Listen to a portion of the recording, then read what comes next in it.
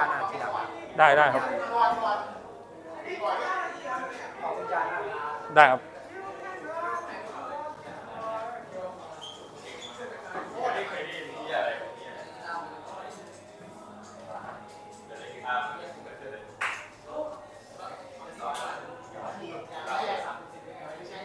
โอ้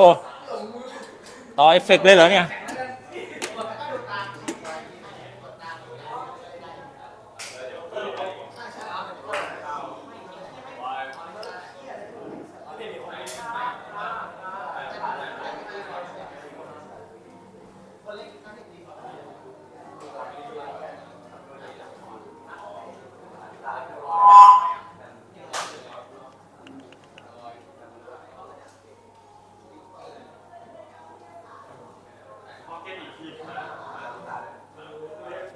Test 1 2 3 1 2 3 Test 1 2 3 Test 1 2 3 Test 1 2 3 1 2 3 1 2 3โอเคเอาเดี๋ยวหลังจากเช็คชื่อเสร็จ กลุ่มถัดไปเตรียมเลยครับได้ครับอาจารย์เชิญเลยครับจะได้ไม่เสียเวลาโอเคครับ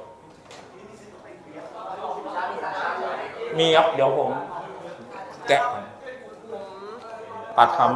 ำคุณจะลาหรือคุณจะทำอะไรครับผมทำสไลด์เสร็จแล้ว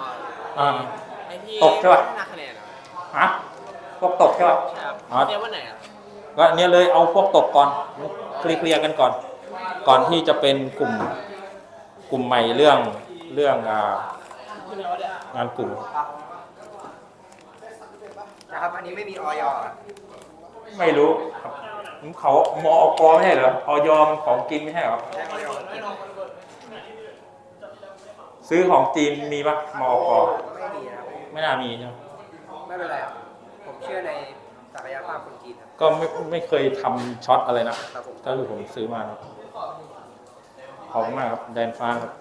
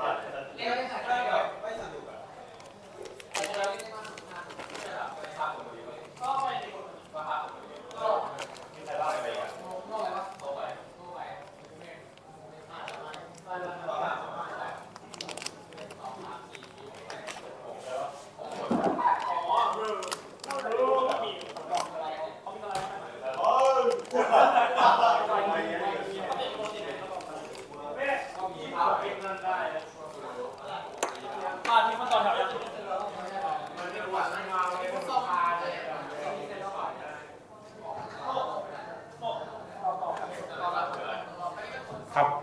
อ๋อพร้อมแล้วเหรอเดี๋ยวผมเช็คชื่อก่อนขอเช็คชื่อเพื่อนๆก่อนเผื่อบางคนเขาอยาก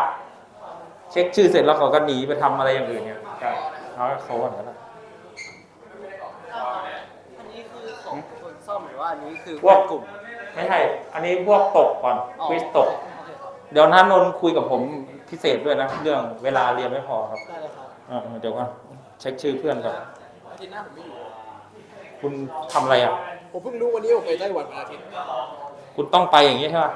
อะไรนะคุณต้องไปอย่างนี้เหรอครับหรือว่าไงต้องไปไต้หวันทำธุระนิดหน่อยโอ้เอาแล้วแต่คุณผมเพิ่งรู้วันนี้ได้ครับอีก2 วันอาทิตย์หน้าผมไม่อยู่ก็ไม่น่ามีอะไรเพราะผมไม่ได้ครบเลยได้วิบูลคุณต้องพรีเซนต์อะไรก่อนนะอ๋อใช่คะแนนเก็บอะไรของคุณเดี๋ยวคุณจะแบบมันจะหายไปเดี๋ยวผมซื้อวันนี้เลยแล้วมันไปอาทิตย์หน้าแล้วมันไม่ทันแล้วครับ ผ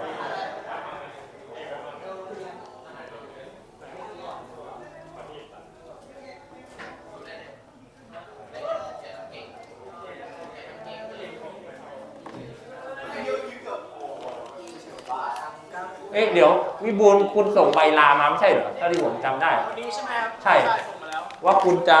ไปธุระครอบครัวอะไรของคุณ ผมเพิ่งมาวันนี้ไม่ทำพาสปอร์ตแล้วผมเพิ่งมา อ๋อ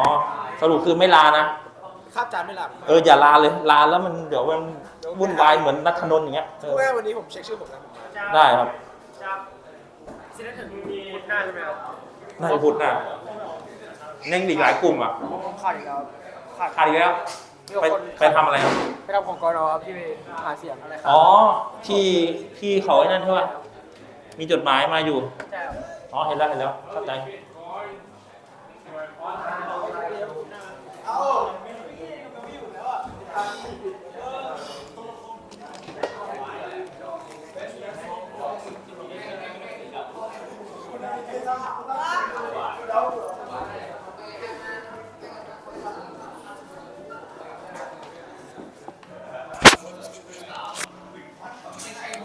Okay, test one.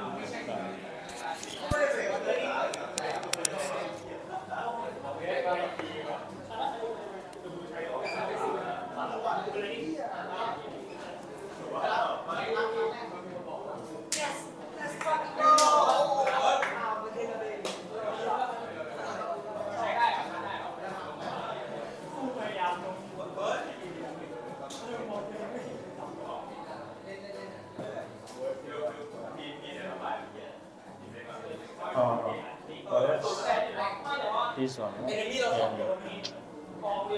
605.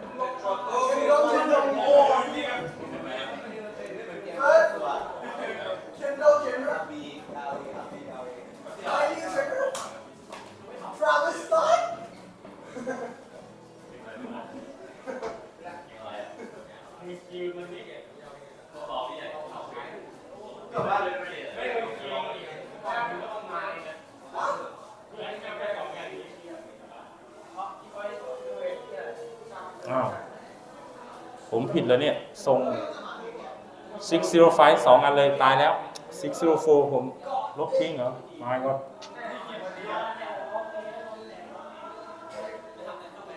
โอ้ตายแล้วทำไงเนี่ยตายแล้วค่อยแก้ปัญหาที่นู่น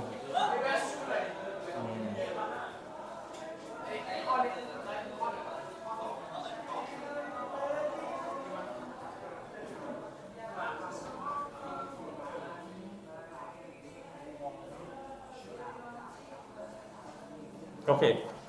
Good afternoon, everyone. Welcome you to SCI33206. This is physics 5. We're going to check first whether you appear in the classroom or not.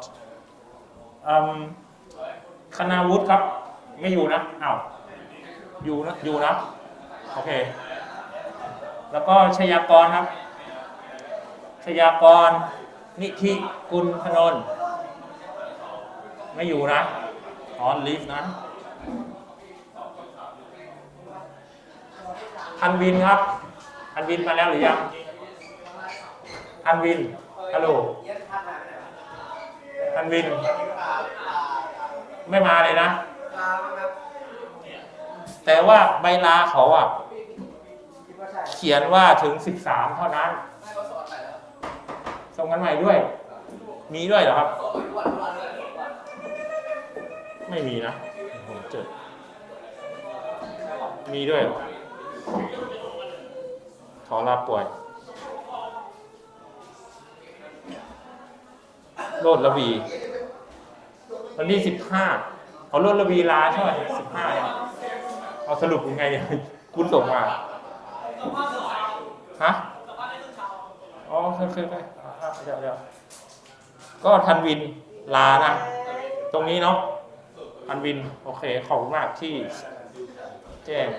ผมไม่ได้ดูนะผมนึกว่าเขาลาวันพฤหัสนะผมเขียนมาสิกก็วิบูลย์แต่วิบูลย์มาเนาะติ๊กไว้ให้ก่อนก็ได้สรุปไม่ลาณัฐวัฒน์ครับณัฐวัฒน์ไม่มา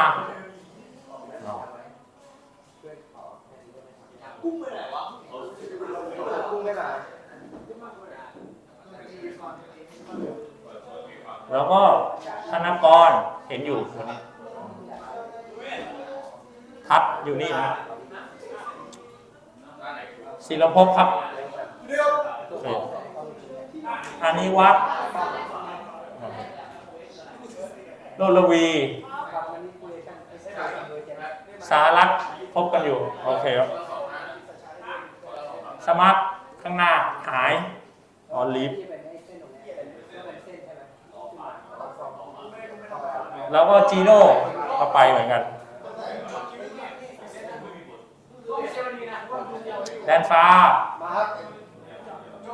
ชยากรเดนนิสเหลียวบุรินอยู่ไหมเอ่ยไป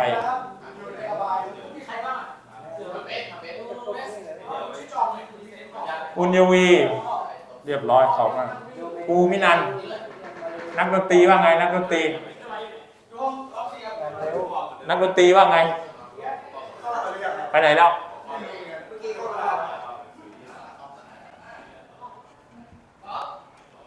ไปไหนแล้วนักดนตรีโอเคโอ้ยผมเสียวเหยียบคอหักจังเลยคุณเอากีตาร์วางไม่เอาตั้งไว้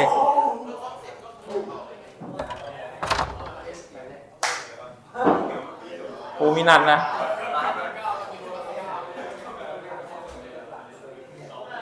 กันเองดูหน้าโอเคครับกริดเกษวาครับกริดเคอยู่ไม่เอ่ยกริดเคจะอยู่แถวๆนี้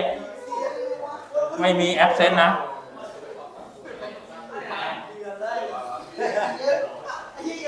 ณัฐนนท์โอ้โหมาเสมอ 3-4 ครั้งเนี่ยนะคุณมาเสมอเลยนะธกฤษเดี๋ยววันนี้วอลวิกเขาปิดหรือว่าไงเนี่ยณัฐนนท์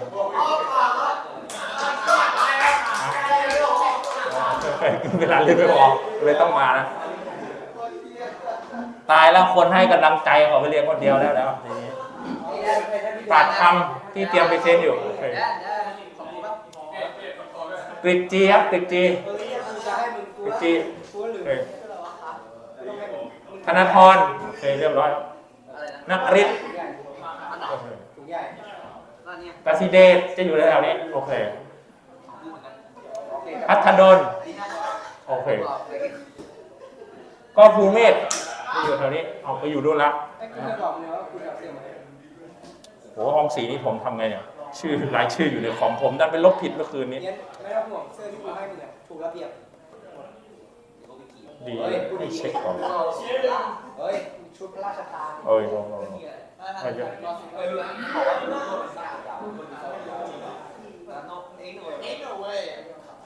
แต่ปูดพูดว่าเป็นเก่ากันนะปูดว่ากูเป่าโอ้โหก็เลยไปนำสกุลออกไปจริงอันนี้ไม่โกงอันนี้ไม่แก้จริงเป่าโอโบในวังไหมได้สกุลออกไปจริงปูทวดอะไรเนี่ยรอ3รอ4รอ5จริงก็โอเคต่อไปเชิญเลยครับคนพรีเซนต์ตกนะพูดชื่อตัวเองชัดๆเลขที่ชัดๆนะครับอันแรกสิ่งสำคัญมากเดี๋ยวผมจะไปย้อนดูเองนะโอเคครับแล้วก็เอาแกะดีกว่าเดี๋ยวคุณใส่มือแล้วคุณไปอย่างโน้นอย่างนี้เดี๋ยวมือคุณไปอย่างเงี้ยเสียงมันก็เบาลงเอาแกะช่วยอยู่คุณชอบเสือหลังคุณไม่ส่งมาให้ผมจริงๆตัวจริงไม่ซีเรียสคุณถ่ายให้ผมพอสภาพแบบติดต่อกันยากเขาถ่ายรูปเราของเราตัวที่เขาเกิดคุณใช้เสร็จแล้วจริงๆแล้วน้องแพทย์ที่ซีเรียสนะคุณให้พ่อแม่ผู้ปกครองถ่ายรูปอยู่บนนอนเตียงพอแล้วจบแล้วเราก็แต่ถ้ามันย้อนกลับไปนอนเตียงได้เราก็ถ่ายอะไรน้องแพทย์มีรูปอยู่คุณพอใจไหนคุณก็ส่งมาโอเคพอเริ่มเลยป่ะครับเริ่มเลยครับ Okay, so today I'm going to present about the scientists เอานี่ด้วยครับ ครับ เสียบหัวเลยเพื่อนคุยเสียงดัง Okay, okay, I'm going to present about the famous physician who is Edward Jenner.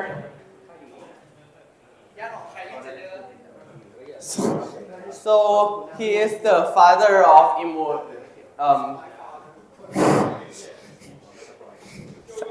Yeah. Im, immune system.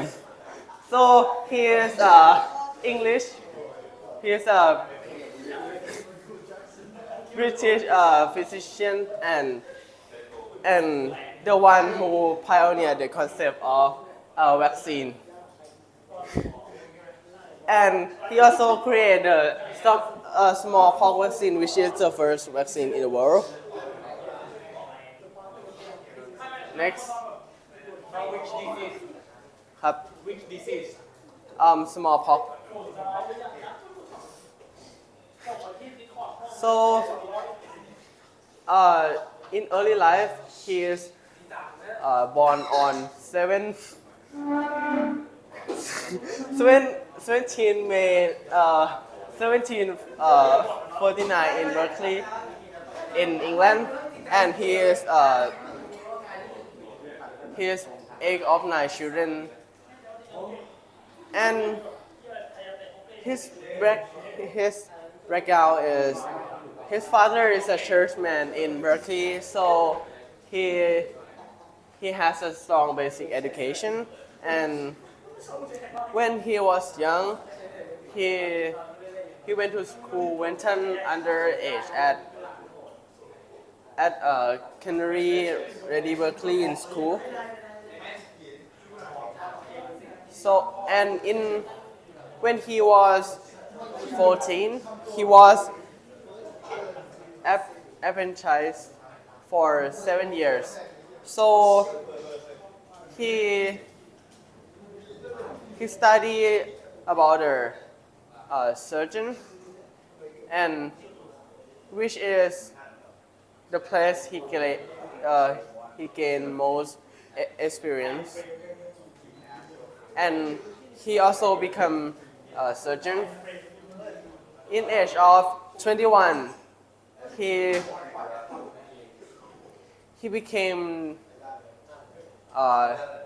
he working in surgery and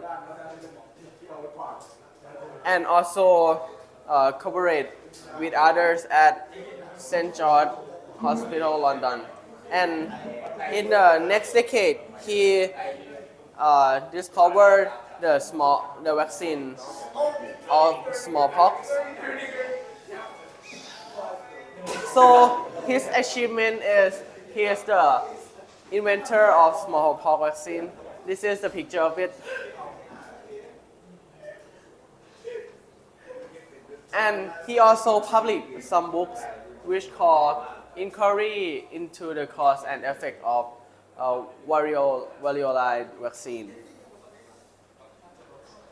which is his famous book.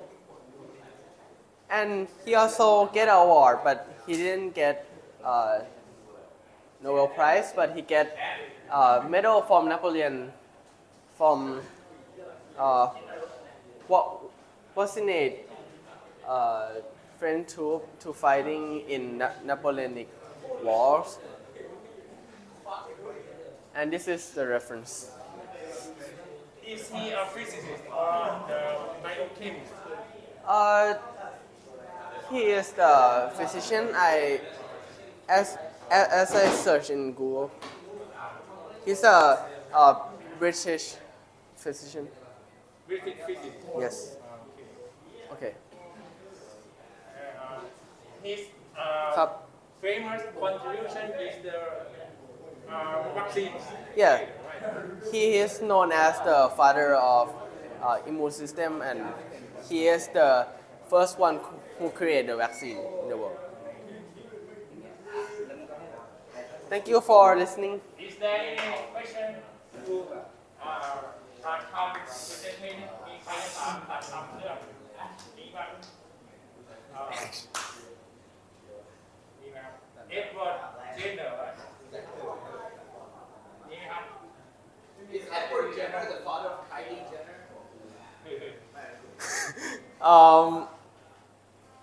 Who? Exactly.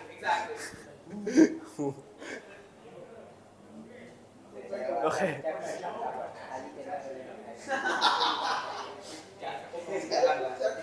แจ็คแฟนฉันโค้ชสีดำหมด Oh my god. Father of Jack Fanchen. ไม่น่าใช่ My father. So when there is no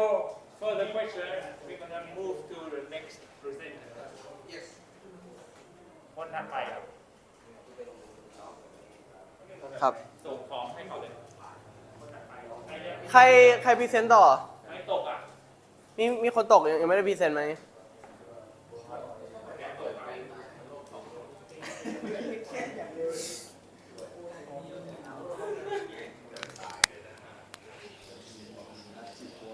ใคร มีไหมครับคนไหนตกจะมีเซ็นต่อไม่มีก็ไปงานกลุ่มเลยนะไปงานกลุ่มเลยครับงานกลุ่ม ไม่มีเหรอ เอางานกลุ่มก็ไม่มีเหรอ ไม่ไงงั้นกลุ่ม งานกลุ่มมาครับ โอเคใครพรีเซนต์ก่อน อันนี้เป็นคะแนนนะแยกกัน ส่งมายังอ่ะ เอาวะ จะเซฟกับกูไม่ได้ จะต้องใช้ ต้องใช้ไมค์นะครับ ใช่ไหมครับโอเค ใช้ไง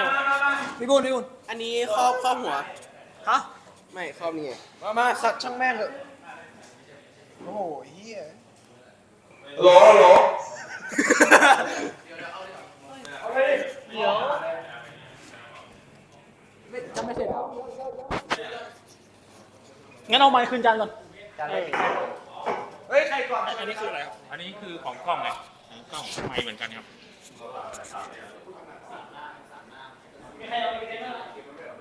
เฮ้ยใครอยากพรีเซนต์เชิญครับเชิญดาวมึงนอนดึกมา5 วันแล้ว ตีอะไรครับคุณอ่ะ อะไร ตีอะไร ตีสาม ตีสามเลย ทำอะไรตีสามเนี่ยก่อน โอ้สำคัญในชีวิตเลยครับ สำคัญจุดสุดท้ายเนิน ใช่ ๆร้อนเนื้อจะไปกูจะไปขอพักหนึ่งจะไปขี้อะไรไม่กดจับเขาจะไปเมืองจีนครับอาจารย์ ใครครับ เจ้าคุณครับภูมินันท์ อ๋อภูมินันท์ตอนนั้นรับเกาหลีตอนนี้จะไปจีนแล้วนะครับ มันจะเอาทุกประเทศเอาทุกประเทศ ไปทุกประเทศอ่ะ แต่เราเขาบอกว่าจะไปเรียนต่อปริญญาโทที่มองโกเลีย โอ้มันหนาวมากเลยนะ หนาวเสร็จแล้วก็ไปจบปริญญาเอกที่อุซเบกิสถานกูไม่เชื่อเลย ทำไมเขารู้อนาคตดีเหมือนเจ้าตัว แย่แล้วเขาบอกไม่มัวอ่ะเอาเพื่อไม่ให้เสียเวลามากลุ่มถัดไป ใครต่อ เชิญครับ ตอบก่อนขอแก้สไลด์เขาใช่ไหมนะช้าๆอุ้ยเฮียอะไรเฮ้ย ไม่มีเซ็นหรอ ฮะมีเซ็นไปแล้วเพื่อนเฮ้ยพูดดีๆอยู่บนรังกูโย่ดูหลังกู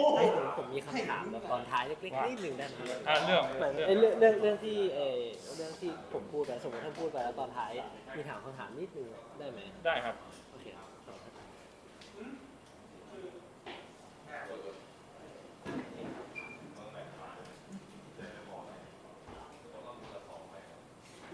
Can you speak English? You're not from here. ไอ้แต่ครูแม่งครูมันสอนห้องหนึ่งอะเขาไม่สอนห้องเพื่อนคำถามแล้วมึงแบบ it's okay เขาบอก you be respectful เว้ยบอกมึงอะไม่เขาบอกเนี่ยคือเรื่องเขาบอกมึงไอ้เนี่ย ฮะ ทุกคนในกลุ่มไม่จำเป็นต้องพูดต้องพูดดีครับ ก็แบ่งกันอ่ะ หรือว่าคุณคนดึงทำอีก2 คนพูดอย่างเงี้ยเหรอ โอ้เอาอย่างนั้นเหรอ ก็ได้ ได้ครับ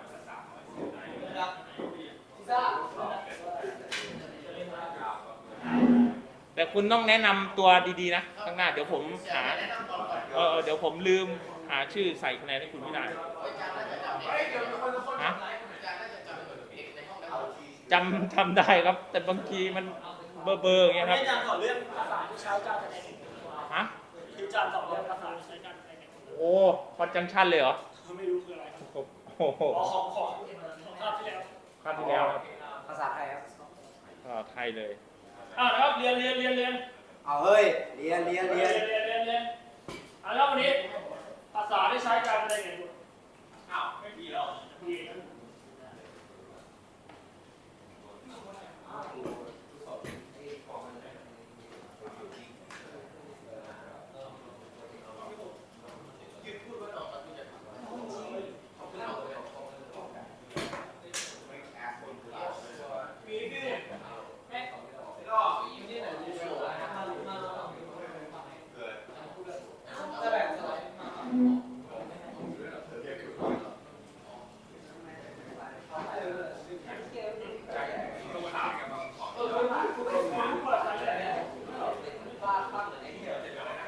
ไอ้สกิลลี่ทอยสกิลลี่เดี๋ยวนะสกิลลี่ทอย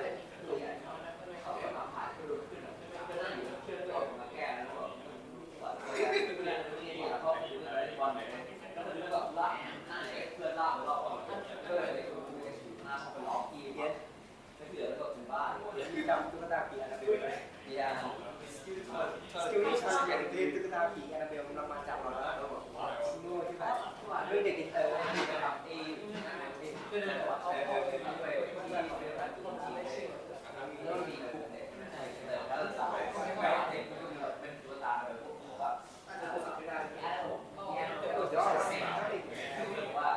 Yeah, so scary.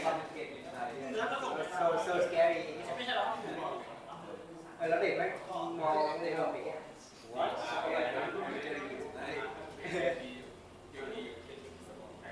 ไม่แต่ว่าคนหนึ่งว่าเดินมาหาเรียนเฮ้ยเด็กใครวะไม่ได้คิดเลยไอ้ยี่นั่นทำกินเฉยแล้วครูไม่แบบงงเลยครูจากครูมันหน้าตาครูแบบมองผมเนี่ยเขาบอกว่าก็เลยเอาเนี่ยไม่แต่น่าจะพอ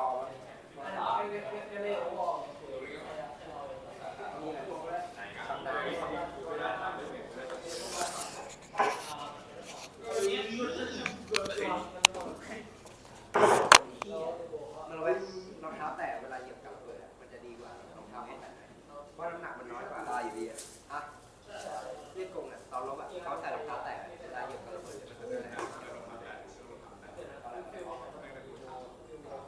เพราะมันทำมาจากแช่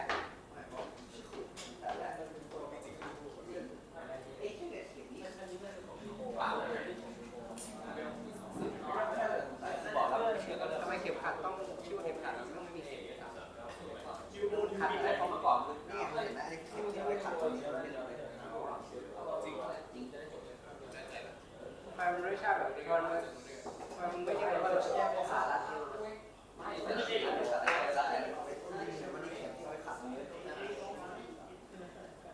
แต่มันไม่ได้ขัดอะไรโง่ป่ะยิงทำไมอยู่เฮ้ยมันย่างในนี่เป็นเนื้อหรอเป็นหมอนตอนหรอ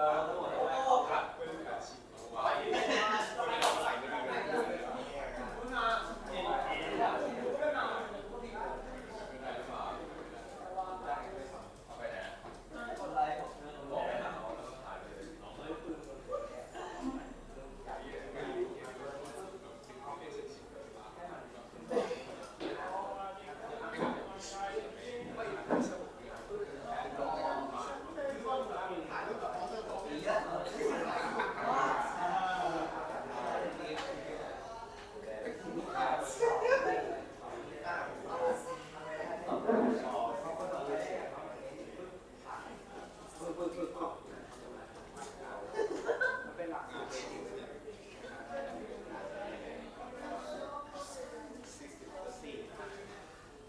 เอ้าว่าไงครับกลุ่มที่จะพรีเซนต์5 นาที5 นาทีเชิญ ยับโปรตีเซ็ตโปรเฟชชั่นอลยับเฟอร์เฮ้ยคุยในกระเป๋าดูแลคุยกูอย่างนี้เลยเฮ้ยรู้ออกกระเป๋ากูเลยโอเครู้ได้ไงวะ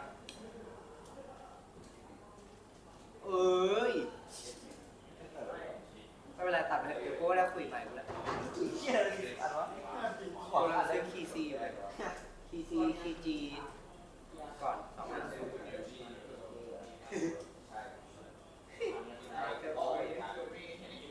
แม่งเลยดูดิทำได้อะไรเลยเมื่อไหร่ทำดิทำเลยวะมาดิระหว่างเนี่ยระหว่างเราดูดิเซนเนี่ยทำไปข้ามไปอันเฮ้ยชาเลนจ์ไปอันที่เชื่อเทนนิสท็อปเขาโดนอะไรเขาต้องทำอะไรสกิปปี้20สกิปปี้รับเยอะเด็กสิงคโปร์ทำไมประเทศไม่เจริญเราไอ้เนี่ยหรือว่าอัตราการดูสกิปปี้ทอยเลทของเราเยอะกว่าเขาอะ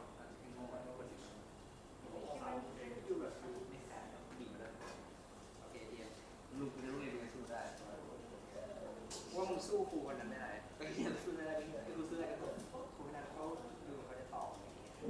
มึงโคตรแล้วเปล่าวะโอเค children we got to be respectful Yes, Lord. Bro, stop teaching them to be fucking gay like bro, like fucking Sesty, Singaporean, Mariana,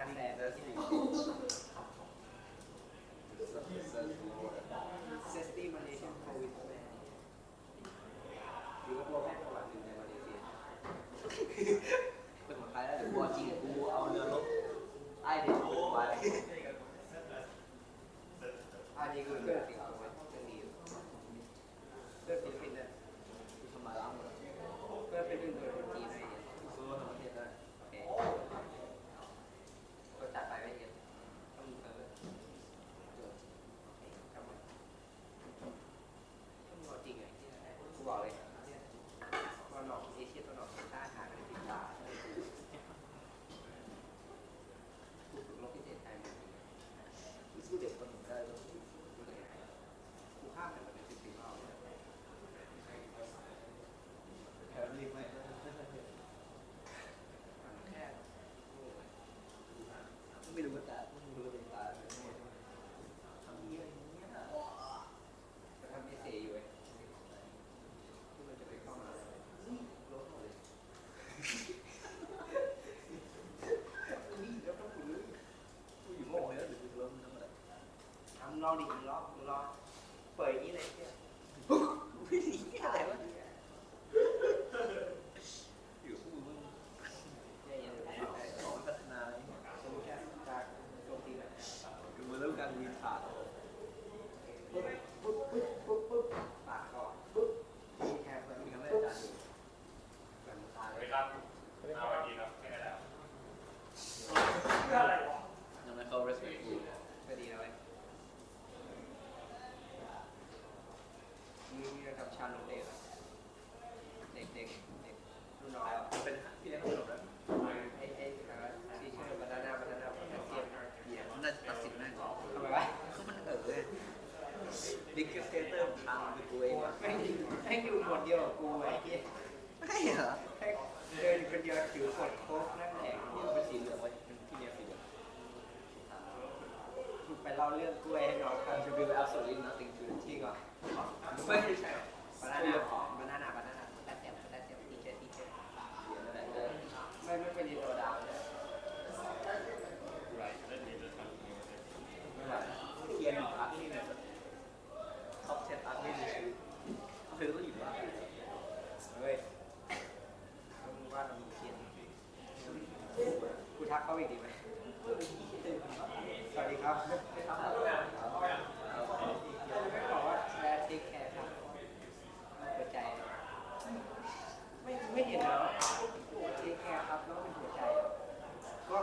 ก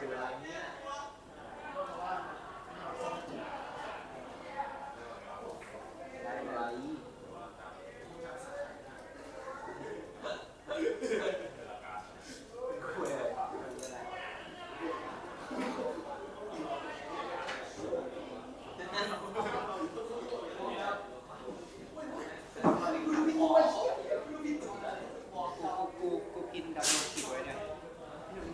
เทคแคร์นะใช่ครับพอดีเปลี่ยนเครื่องใหม่ไลน์มีปัญหาเลยต้องโทรไปนะครับสวัสดีครับผมอยากซื้อลูกฟุตบอลจากร้านคุณไอ้คนเขาขายเครื่องกีฬาอะไรเพื่อที่ทำให้ลูกเขาเป็นอย่างนี้ทำให้ลูกเป็นเหมือนแบบซับซิเดียรี่ของบอลลิงมันแบบของแกนสปอร์ตอะไรเงี้ยอยากซื้อแล้วแบบตัดใจว่าผมเปลี่ยนใจแบบไม่เอาเลยครับคุณภาพต่ำไป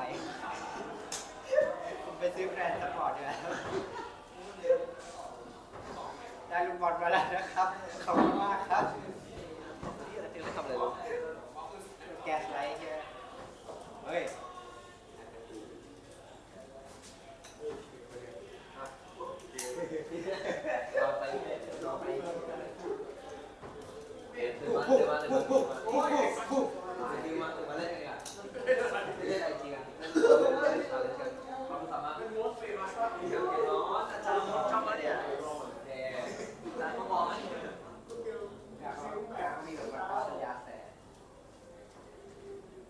อาจารย์ว่าบอกว่าไม่ต้องบอกแล้วอย่านอน ไม่เป็นไรครับยังไม่มีอะไรเกิดขึ้นในห้องเรียนตามสบายครับ นะครับสามารถมีช็อตโน้ตเล็กๆไว้ตอนดูได้ ได้ครับบางคนก็ถือ iPad ออกมา แค่นี้ได้ไหมแค่นี้ได้เลย เอาแล้วคุณไม่มีสไลด์เหรอ อ๋อมีครับมีแต่ว่า ได้ไม่อัดสไลด์ไงอาจารย์ เดี๋ยวทดสอบไมค์ก่อน ฮัลโหล อันนี้ไปด้วย ต้องติดตรงไหน อันนี้สำคัญกว่าอันนี้ด้วย อันนี้ต้องติดตรงไหน อันนี้งัดตรงเนี้ยครับเราแปะ ตรงนี้เลยอ่ะ ฮัลโหลฮัลโหล ไม่ได้ มันช่วยอะไรอ่ะ แล้วเวลาเปลี่ยนคนพูดต้องเปลี่ยนนี่ด้วยไหม เปลี่ยนครับ ฮัลโหลฮัลโหลไม่จะดังเลยฮัลโหล อันนี้มันเป็นไมค์สอยเข้ากล้องนะครับ ใช่อันนั้นผมจะไปดูที่บ้านเนี่ย อ๋อ ยับวันนี้เราเขียนชื่อกันก่อนนะครับไปไปได้เลย เฮ้ยต้องถือไว้ด้วยป่ะ ดูไปด้วยครับตัวไอ้นั่นส่งเขา มันยุ่งยากอย่างกูดูว่ากูจะไปนี่ มันเป็นอุปกรณ์อัดเสียงไง ไอสัตว์แล้วมึงไงใส่กูดิถูกป่ะ ไม่น่าใช่ แปลกๆว่ะ อันนี้ก็เพิ่ม ฮัลโหลฮัลโหลฮัลโหลฮัลโหลฮัลโหล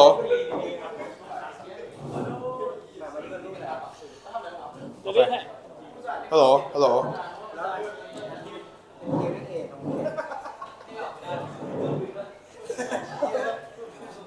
เริ่มยัง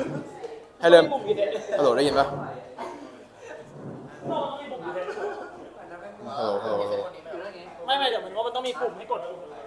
นี่ไง โอเคกูขอโทษกูโง่ ฟูลสกรีนกำลังจะ Hello okay Hi guys so today our group will be presenting about atomic theory So this is our group members Ravi number 10 Grit number 19 Nathanon number 20 Takit number 21 Kasudet number 26 and myself number 29 Vibun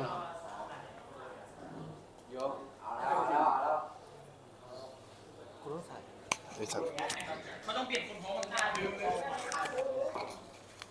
อ So today we will embark on a journey through the fascinating history of atomic model. From ancient Greeks to the cutting-edge discoveries of the 20th century, we explore our understanding of atom has evolved over time. So firstly, in 1803, all atoms elements are identical as John Dalton has discovered. And different atom elements have different weight and chemical properties. All atoms are dense and solid. Next, we have the Joseph John Thomson, which discovered a new model called plum pudding. He discovered that all atoms are filled with positive charge sphere within them. And next, in 1911, Ernest Rutherford discovered that atoms share nucleus at the center and electrons are orbiting around it. In 1920, So next in 1913, Niels Bohr have discovered a new model called the planetary model. Electrons move in a discrete energy levels and have energy absorption and transition between each levels. And the last one is in the 1920s, Erwin Schrödinger. He discovered that the electron doesn't have definite orbit. They are just waves that have different properties and distributions.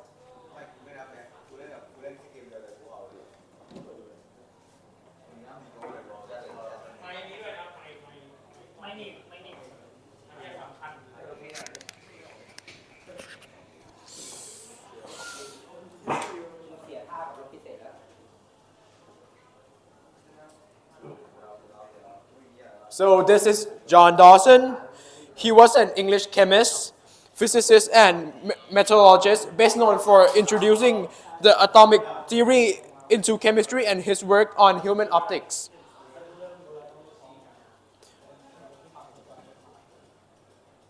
One of his most famous theory is solid sphere model. The solid sphere model was the first atomic model and was developed by John Dalton in the early 19th century. He hypothesized that an atom is a solid sphere that could not be divided into smaller particles. He came up with this theory as a result of research into gases. He realized that certain gases only combine in specific proportion. So what happened in this model? With an assortment of experiment and reasoning, he was able to hypothesize that elements combine at the atomic level in fixed ratio. So he came up with some law. Here's some law. First, per element consists of small, indivisible sphere called atoms. Second, all of the atoms of an element are identical, the same. Third, atom of different element can be towed apart by their atomic weight. Fourth, atom of element united to form chemical compounds. And lastly, atom can either be created or destroyed in a chemical reaction. So why is it significant to his discovery? His discovery, as well as atomic theory, made the modern history and physics possible. Without his theory, modern physics would be worse than this. So there are some limitation. First of all, it couldn't explain differences in atomic within an element, such as isotope.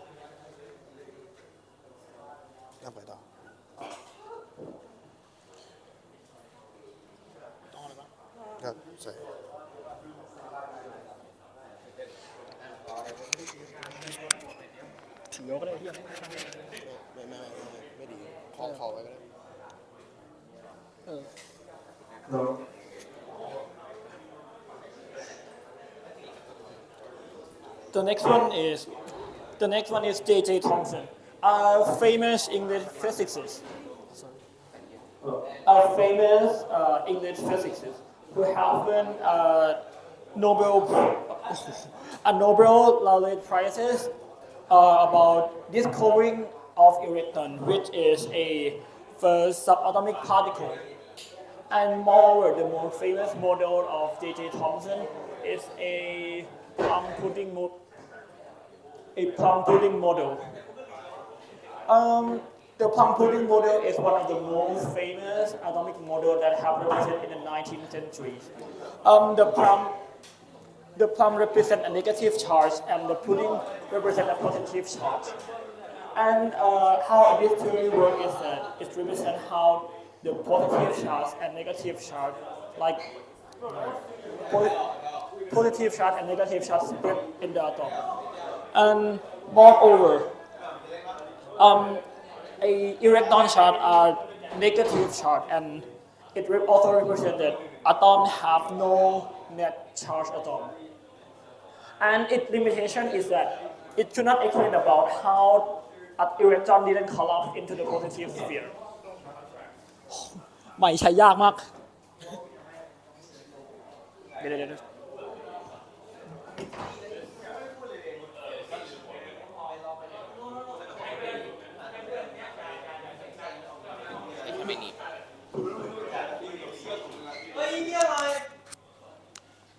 ช้แค่นี้นะ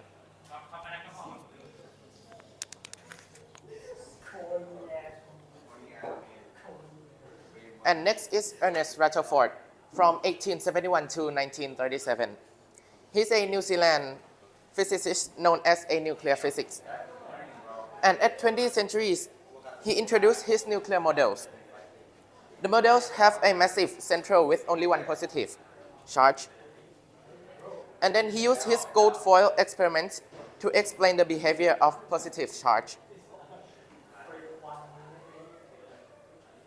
Now we're talking about his atomic theory. In 1911, the positive charge and the most of the mass of an atom is concentrated in extremely small volume. He called this region an atom of a nucleus. Rutherford's model proposed that his negatively charged electron surround the nucleus of an atom. And there's three limitations for the Rutherford's models. First, it didn't explain the stabilities of the nucleus against electrostatic repulsions. Second, didn't explain much about the electron orbiting. And third, didn't incorporate the principles of quantum mechanics. There's also one fun fact about Rutherford's. The element Rutherfordium, which is atomic 104, was named for Rutherford's honor.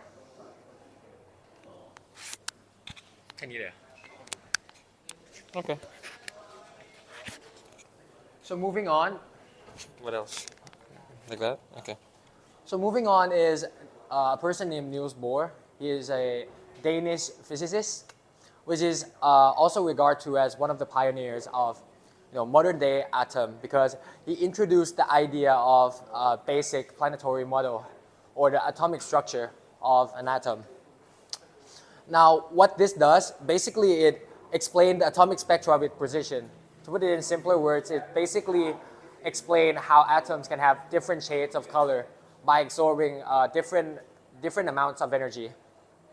He also introduced the concept of quantized energy levels, which basically means that each atom and each element has a fixed amount of energy inside it. This opened up to a lot of opportunities and understandings of modern day physics or quantum physics. Now, the planetary model is described as a planetary model because it sort of replicates the idea of a system or a galaxy or system, because there's a nucleus, and a nucleus acts as a star. And the electrons sort of revolve around it in an orbit. And it says that when it orbits the nucleus, it receives different types of energy, which also explain the spectra of the electron. Now, although this sounds like a pretty good structure model, there's still a lot of limitations. Like, firstly, it only stuck to explaining the model of hydrogen, because when we do more research, he found out that there were plenty of problems when the structure is used with more complex atoms. And it wasn't really accurate to explain the spectra anymore. Oh, and also it also contradicted with the old idea of how atoms act like waves. Moving on to the next person is Erwin Schrödinger. He's an Austrian physicist and the one that proposed the idea of quantum model. Now, there's no picture of this one yet, but this one basically has, his work is the best for explaining about quantum mechanics, and also fixed the last person, Niels Bohr, problem that he cannot explain with multi-electron particles. And from this, the Schrödinger is regarded to as the modern physics standard, because he also explained the wave-like pattern of the atoms as well as the previous idea of atomic structure. However, there were still some problems though, because it could not really, although the results were more accurate, it wasn't easy to most people because it was way too complex and required a lot of advanced mathematical formulas. and also it was not quite as simple as new Bohr's atomic structure. It was way more complex.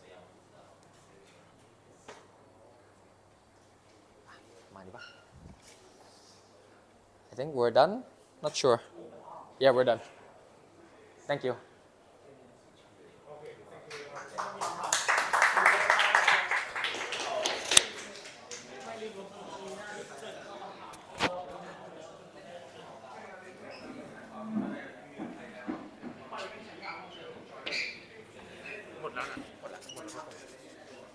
แล้วเห็นบอกว่ามีเกมมีอะไรจะอ่านออกแล้วนะ เพื่อนไม่น่าเล่นด้วยเพื่อนไม่น่าเล่นด้วย ดูแต่ละคนเขา ลืมตัดออกนะครับผมก็เห็นบอกว่ามีจะเล่นเกมคำถามอะไรกันไม่ใช่เหรอ ทำเองเล่นกันเองก็เลยตัดออกดีกว่า โอเคครับได้ครับแล้วแต่ จะเล่นนะครับ มีนะครับ เดี๋ยว ไม่เป็นไรก็ได้กลัวคนอื่นเขาไม่ได้พรีเซนต์นะดีครับ ผมถามจานก็ได้ผมจำได้ข้อนึงไอเอลเมนต์รัตเทอร์ฟอร์เดียมครับมันอะตอมิกนัมเบอร์เท่าไหร่ครับ โอ้อยู่กลางๆ ผม อ่ะ พูดไปประโยคสุดท้าย อยู่กลางๆครับ ครับผม อยู่กลางๆของตารางธาตุเลย เท่าไหร่ครับ โปรตอนใช่ป่ะจำนวนโปร อะ ต ต อ อน มิกนัมเบอร์ครับ เอาสัก94ก็ได้94 ขึ้นอีกนิดนึง 98 อีกนิดนึง 104 ครับผม 104ครับ ใช่ อ๋อโอเคประมาณนั้น เนี่ยครับมีคนเล่นด้วยแล้วครับ โอเคโอเคประมาณนี้นะเกม ตอน คุณ แรกทำเลย เพื่อนไม่พร้อม มันไม่น่ามีใครต่อ เพื่อนกำลังเล่นเกมอะไรกันอยู่เลย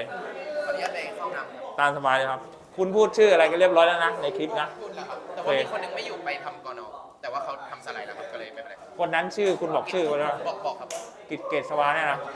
โอเคครับคุณมีหน้านี้อยู่ด้วยวะหรือว่า มีในสไลด์ครับพี่เซ็น นี่ มา แสด แล้ว งผ่านไปแล้วนะเดี๋ยวผมไปกอดูในคลิปเปิดดูในคลิป ขอความ จะได้สวัสดีครับ Okay, that's it for the for this group presentation. We're gonna move on to the next group. Who would like to be the next presenter? Please. ตอนนี้ครบยัง ครบแล้ว ยังไปได้แค่กลุ่มเดียวอ่ะ กลุ่มผมใช่ไหมครับ เมื่อวานเนี้ย แล้วก็ ตอนนี้ก็2 กลุ่ม วันนี้ก็ได้อีก1 กลุ่ม แล้วก็กลุ่มอื่นอีกอ่ะว่ามาเลยครับ ได้ครับ กลุ่มอื่น อาจารย์ เดี๋ยวมันถึงวันพุธแล้วมันเอาคืนอะไรไม่ได้นะครับ ใครไม่พรีเซนต์ไม่ได้คะแนนนะ คนไหนไม่พรีเซนต์ไม่ได้คะแนนนะครับโอเคป่ะศูนย์เลยนะ ผมส่งคูณครูโค0เลยนะคะแนนเก็บนะถ้าใครไม่พรีเซนต์นะครับ ของคุณอัดไปแล้ววันพุธไม่ต้องห่วงเดี๋ยวผมไปดูเขาครับ10 หรือ 15 มั้งเดี๋ยวผมไปย้อนดูวิดีโอเองว่าแต่ละคนรายละเอียดเป็นไงครับไอ้คุณนิ่งๆอย่างนี้พอถึงวันพุธแล้วถ้าคุณไม่ได้พรีเซนต์0เลยนะครับไม่รู้เวลาจะทันหรือไม่นะเวลามันเบียดหลายๆกลุ่มนะครับให้ดีเอาวันนี้เลยนะครับเซฟใช่ไหมครับ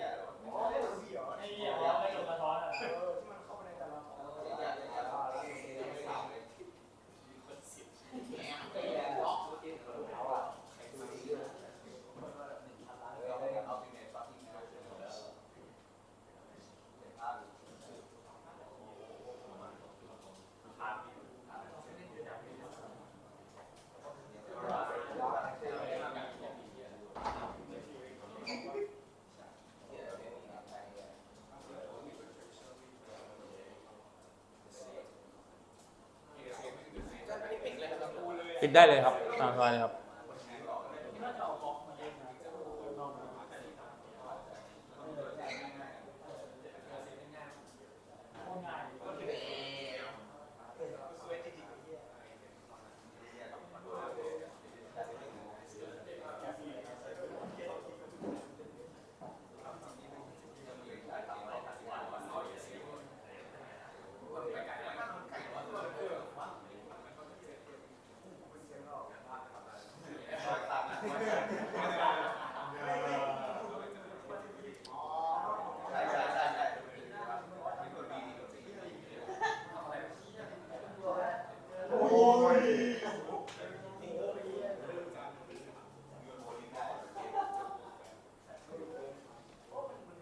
มีคนไหนมีคีย์บอร์ดไหมครับเดี๋ยวผมเอา Mac mini ผมมาเปิดลืมไฟล์ได้ใช่ปะต่อได้ใช่ไหมครับเดี๋ยวผมเอา Mac mini ผมลืมไฟล์ห้องนู้นไฟล์เช็คชื่อห้องนู้นมันต่อกับ Mac mini ได้ใช่ไหมครับต่อกับอะไรนะครับ Mac mini Mac mini เหรอ Mac mini ไม่แน่ใจแต่ iPad เอาได้ iPad มันปริ้นมือกดมือได้ที่หน้าจอ ผมจะใช้ iPad อันนี้ครับ ลองดูก็ได้ เดี๋ยวผมไปเอามา แน่ใจว่าได้ ครับ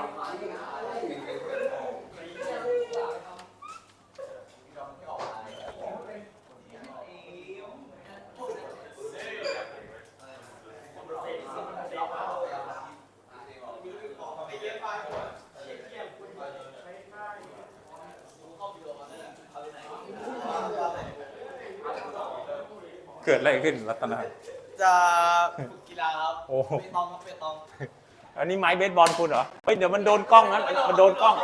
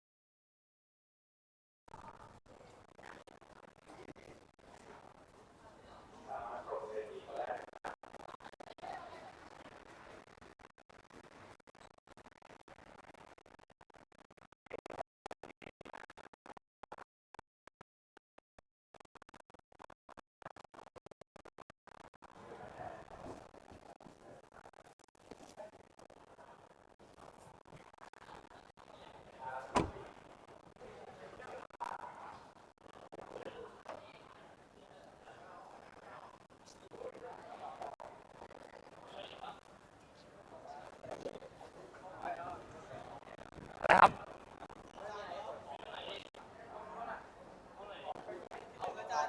โหเดี๋ยวไปหาครับใช่แล้วครับ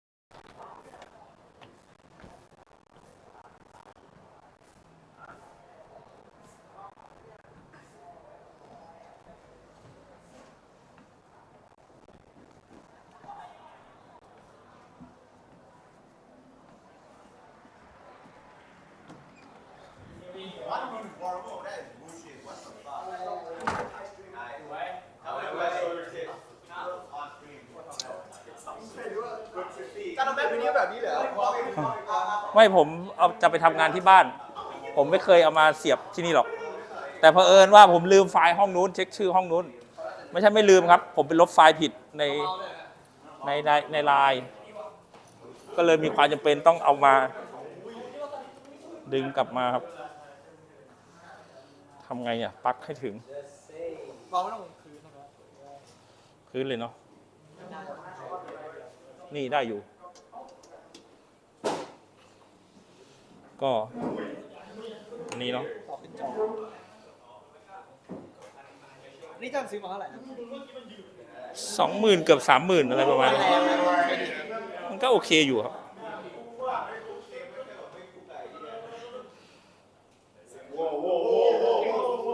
ไปเลยนะครับปึ๊บเดี๋ยวสั่งให้ออกหน้าจอก่อน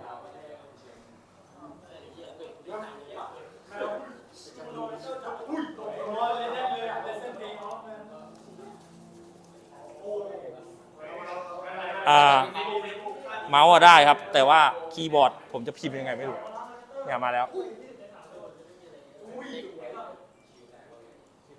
เราจะพิมพ์ จะพิมพ์ยังไงครับเนี่ย จานเปิดบลูทูธได้ไหมแบบหรือว่าต้องเข้าก่อน หรือว่าเสียบอันนี้แล้วมันแบบทัชได้ด้วยทัชสกรีนมีพิมพ์คีย์บอร์ดได้ปะ อาจจะได้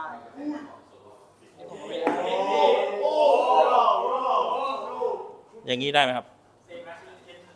หน้าจอทำอะไรได้ไหมไม่ได้เลยครับแล้วจะพิมพ์ยังไงครับ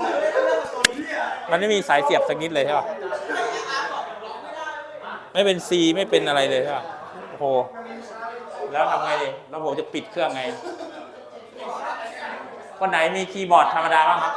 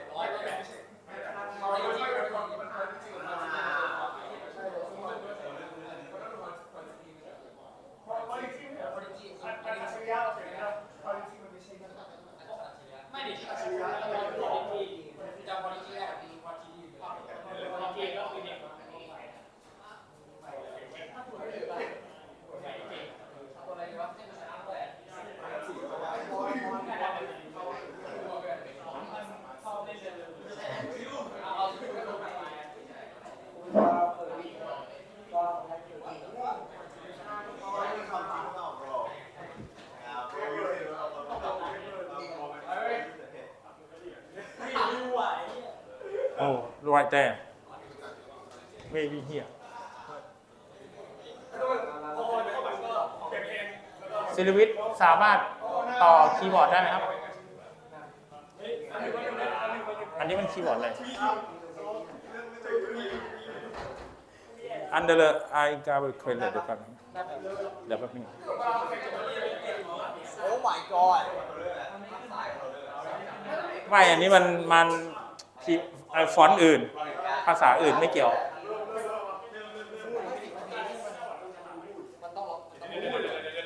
ใช่ ถ้าล็อกอินเข้าไปได้ก็โอเค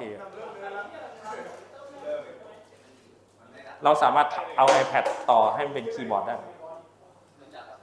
ต้อง continuity ต้องล็อกอิน ใช่ ต้องล็อกอินก่อน คีย์บอร์ดพื้นๆธรรมดาเลยนะ ผมไม่เอาคีย์บอร์ดห้องนี่ไปจ้ะ ของใครครับ ห้องอีพัด ยืมถอดมาก่อน ผมจะเอาไฟล์เช็คชื่อห้องนู้นสำหรับ 604 ครับ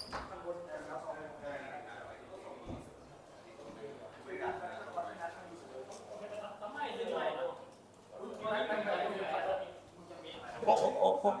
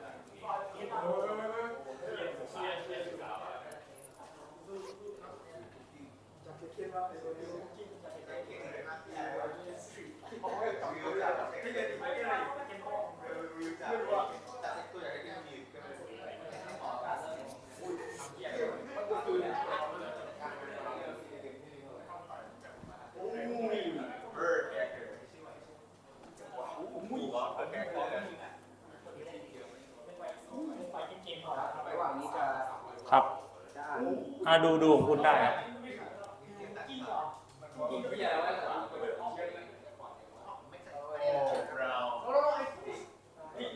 ครับผมเสียวคนมาเหยียบหักไงผมเอาไปวางไว้ไง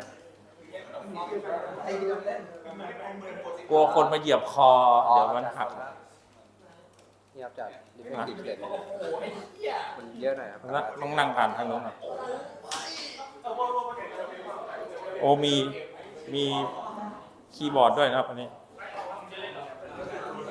แจ๋วเลยครับ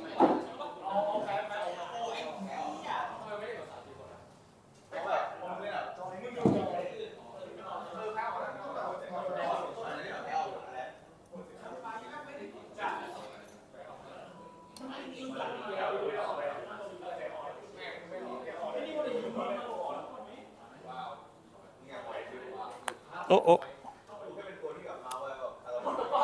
ได้ไหมครับเดี๋ยวผมดูให้ครับเดินครับ ได้ครับได้ครับ เสียบเข้าไปเลยครับ มันเป็น นี่ครับ USB-C นี่ อันนี้เป็นคอมพิวเตอร์ครับอาจารย์ เป็น Mac mini อาจารย์พกพาไปได้ ผมย้ายงานไปทำที่บ้านได้ครับ เวลาส่งคุณเสาร์อาทิตย์ก็คือเครื่องนี้แหละครับ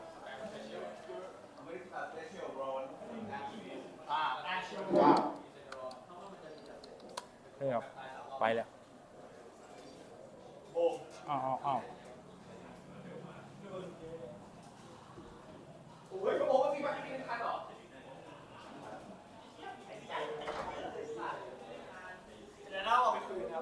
ได้ครับ จ้างมาได้ใช่ไหม เดี๋ยวผมมองไม่เห็นครับคืออะไรเนี่ยอ๋อชิป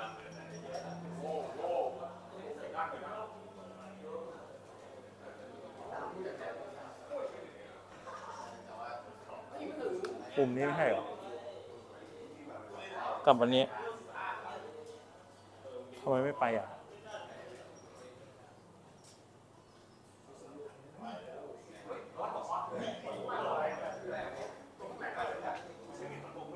เรโนเบนมาแล้วโอเคครับแจ๋วเลยปัญหาคือมองยากครับ ขอมานั่งทางนี้ใช่ไหมมองยากแป๊บนึงนะครับขอส่งไฟล์ห้องนู้นด้วยครับ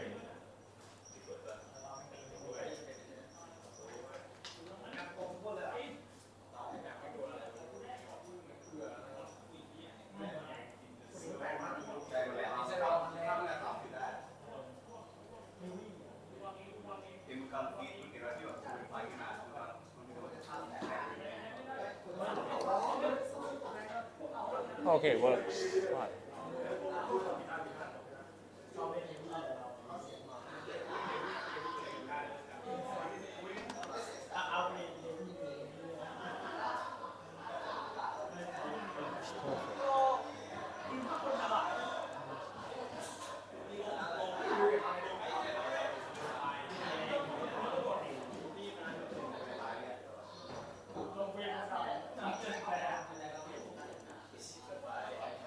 Pastor tendons.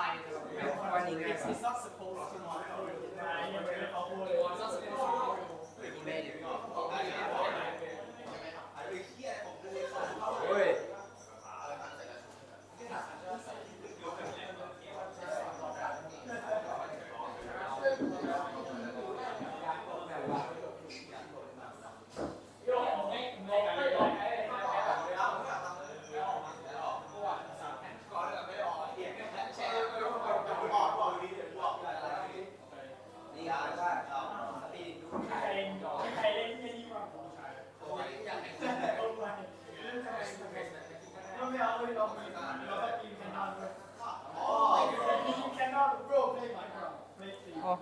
M605.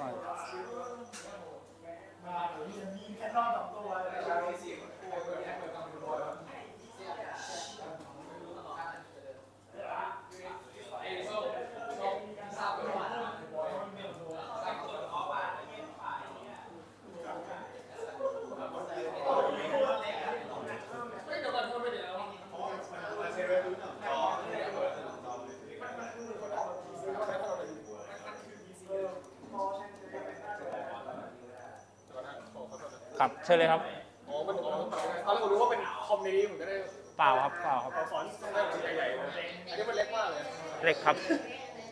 มันเปลี่ยนได้แต่ว่าจะทำเป็นเสร็จแล้ว ไม่ต้องทำเองแบบนี้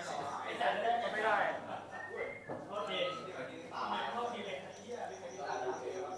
พอใจแล้วตกเซลล์พอดีอ่ะ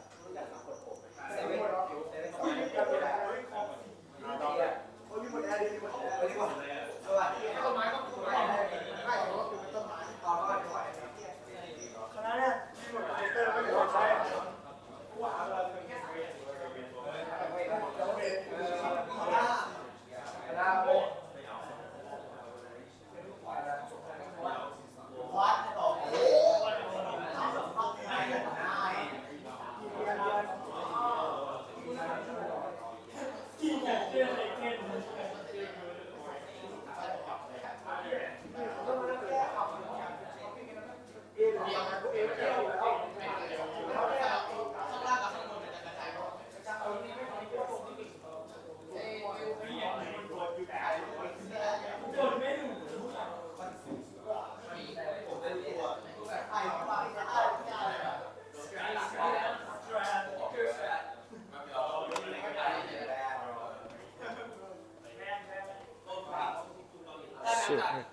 ได้ครับเยี่ยมมากครับ เอาไปคืนได้แล้ว ส่งไฟล์ได้คืนเลยก็ได้ครับ คืออันนี้ใช่ไหม อันนี้นะครับ เดี๋ยวผมก็ปิดเครื่องไปแล้วครับขอบคุณมากครับเรียบร้อย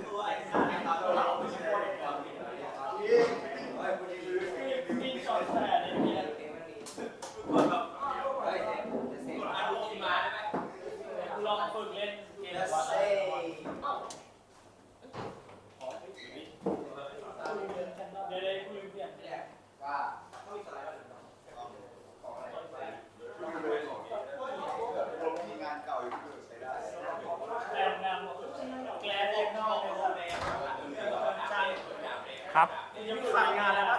อะ มีขายงานอะไรปะว่าผมอาทิตย์หน้าผมไม่อยู่แล้ว คุณไม่ได้คุณเรียนครบ 80%ใช่ไหม ครบปะ คุณครบปะล่ะ คุณจะเช็คให้ผมหน่อยนะ เอาผมส่งไฟล์ไปแล้ว เรียนอยู่ไหนอะ ส่งไปแล้วครับมันอยู่ในเครื่องเนี้ยตายแล้ว อันนี้อะ ที่มันพวกเนี้ยที่เกินเนี่ยพวกเนี้ยเกินพวกเนี้ยขาดเยอะเกิน ไม่มีคุณก็ไม่เป็นไรครับ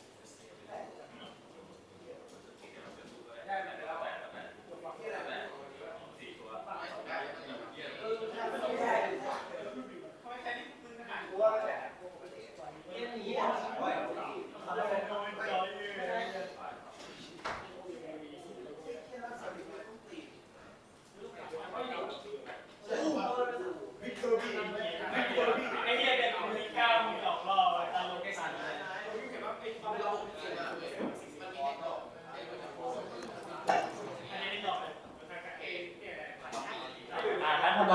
นท์จบ2 เรื่องของคุณแล้วเนาะนัทนนท์ไปไหนแล้วนัทนนท์ไปไหนแล้ว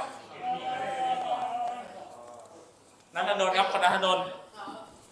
จบ2 เรื่องของคุณแล้วเดี๋ยวเรื่องที่3ของที่ขาดอะไรนะคุณทำสไลด์อย่างเงี้ยเหมือนกันอย่างเงี้ย15 นาทีอ่ะเรื่อง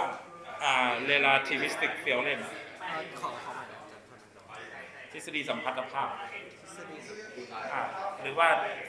theorem of relativity ก็ได้ theorem of relativity หรือว่าใช่ครับแล้วก็มานำเสนอเพื่อสอบเห็นไหมง่ายไหมหรือคุณจะเอาโจทย์60 ข้อไปนั่งเขียนอันนี้ง่ายกว่าป่ะพี่เซนพูดหน้าได้ คุณหน้าได้ครับก็จบเลย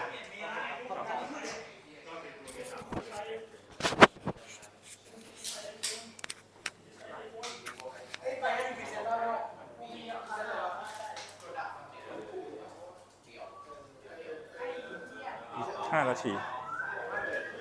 ของแดนฟ้าครับแดนฟ้าเปิดจอให้ผมนะครับ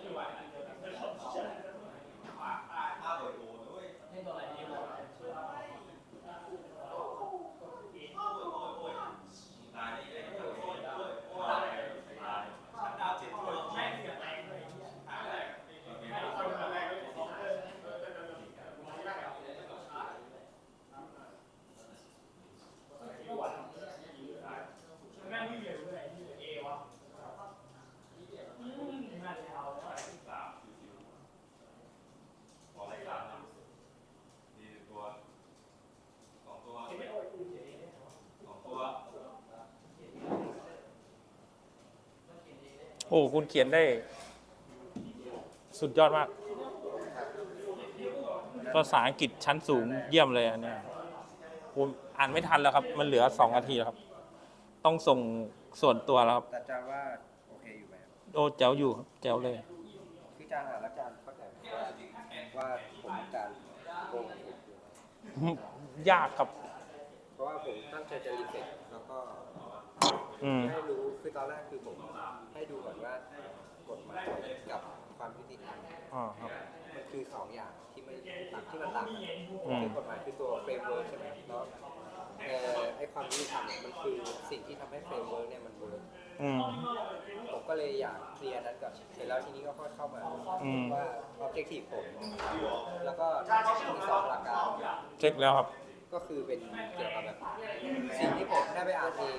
ประสบการณ์ อืม อะไรพวกเนี้ยครับอาจารย์ ครับ สิ่งที่ผมได้สังเกตแล้วประสบการณ์ผมแล้วก็ conclusion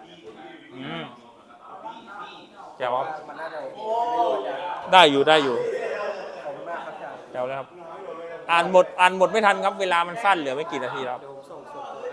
ได้ครับ ขอบคุณมากครับอาจารย์ ครับขอบคุณครับ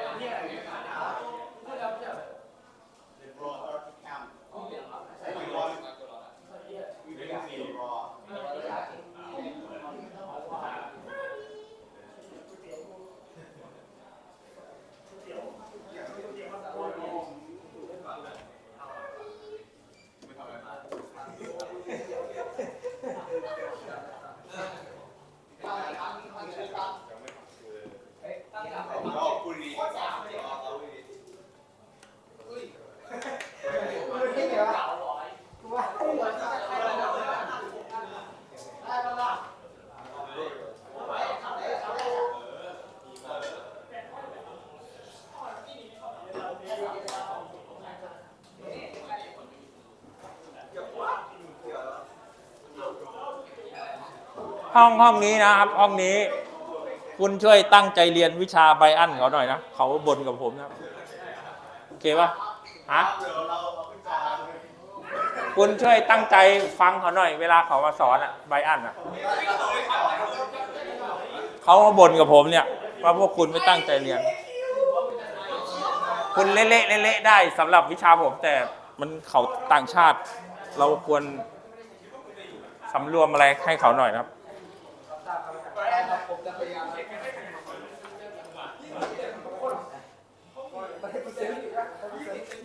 ช่วงนี้มีเซนครับอาจารย์ ได้ครับพรีเซนต์ไปครับเดี๋ยวฝากยกอันนี้เลื่อนไปห้องนู้นหน่อย ได้ครับได้ครับ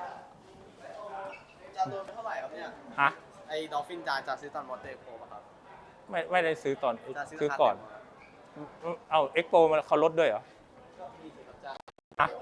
มีโปรพิเศษเหรอ ไม่รู้ว่าอาจจะเป็นของแถมก็ได้จ้ะ ผมถามเหมือนกันครับ ผมได้ซื้อไอ้ดอก ผมซื้อ ดอก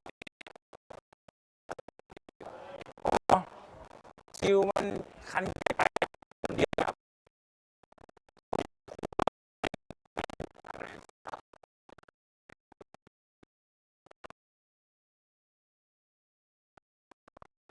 แล้วได้ครับรอได้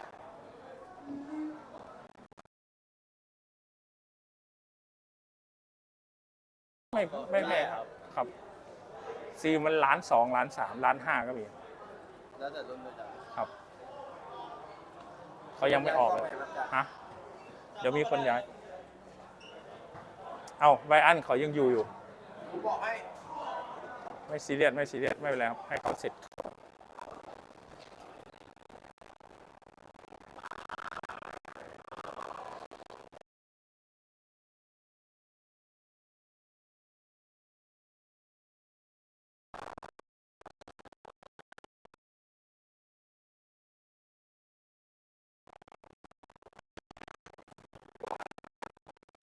ขอไป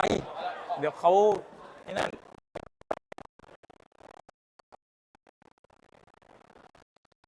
วันนี้มีผลครับ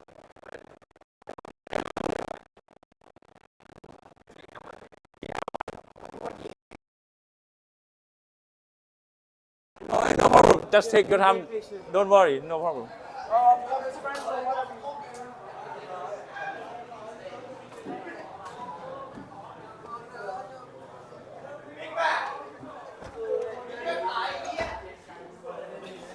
โอ้ขอโทษครับ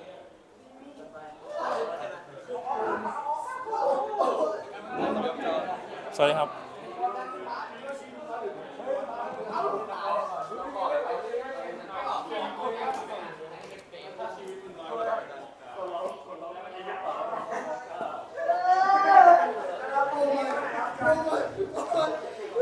โอ้ลืมขอโทษครับ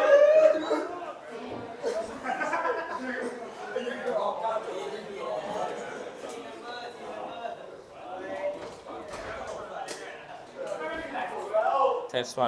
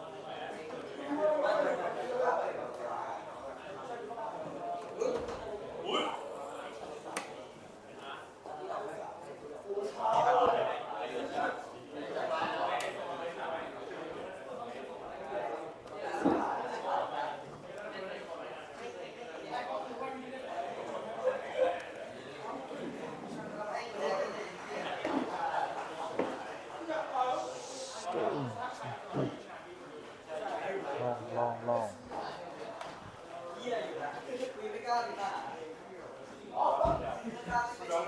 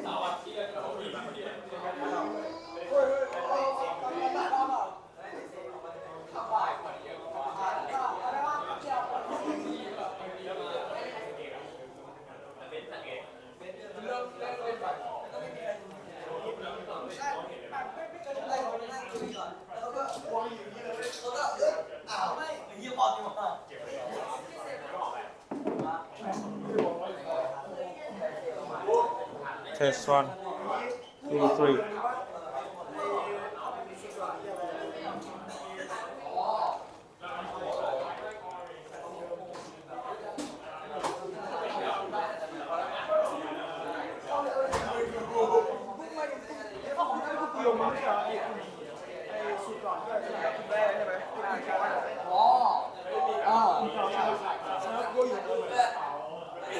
ตามสบายเลยครับ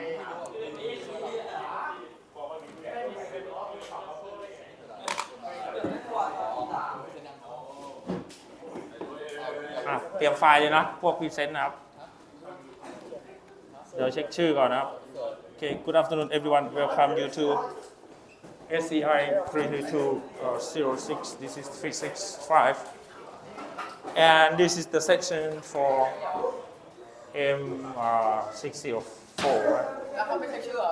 เช็คชื่อเดี๋ยวเช็คผมดูกล้องก่อนว่ามันยังอัดอยู่ไหมเอาเชิญเลยครับ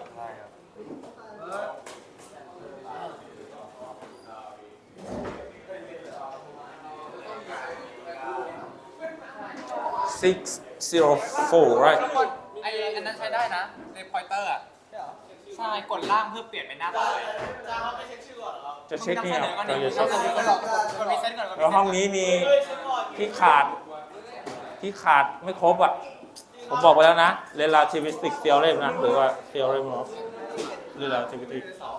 okay the first person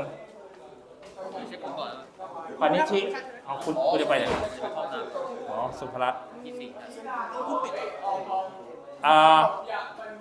กิจภูทิพย์อยู่เนี่ยอ๋อพาราอยู่แถวเนี้ยอ๋อโอเคเอาไปนู่นละกนกรอยู่ไหนยกมือไม่เห็นเพื่อนบังอ๋อโอเคครับศิรวิทย์สุขีโอเคครับรวิพลอยู่แถวนี้โอเคครับพิมพ์ศิลป์ฮัลโหลโอเคครับเต็มภูมิเอาเพื่อนบังผมได้ที่28แล้วจ้ะอาริยวุฒิโอเคที่ทัศน์ที่ไปอันนั้นใช่ป่ะเลือกตั้งของโรงเรียนใช่ป่ะหาเสียงนะ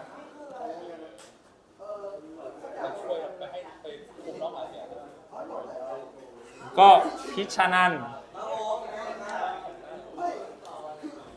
พัฒนาคินว่าศิลวิทย์โพคิดอันนี้โอเคทีนั่งนี่นะครับธนวิทย์อยู่ในแถว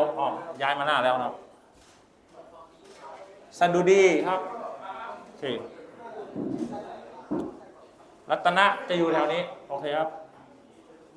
ศิวกรณัฐพลแอลนี่ครับแล้วก็ชยุทธพลโอเคครับ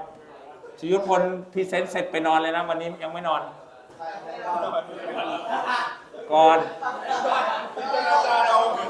เนี่ยนะก่อนทำงานตัวเองเสร็จแล้วก็ไปนอนพื้นราบเลยนะครับตามสบายพิชูโอเคครับแล้วก็ชานนท์อยู่นี่ครับกมลสิทธิ์เห็นแวบๆไปห้องโน้นอยู่กมลสิทธิ์อ่ะแล้วเขาเอาไงเขาเอาคะแนนห้องไหนกมลสิทธิ์แล้วก็ข้ามไปที่ณัฐพลเอ็นอยู่ตรงนี้โอเคครับพามครับ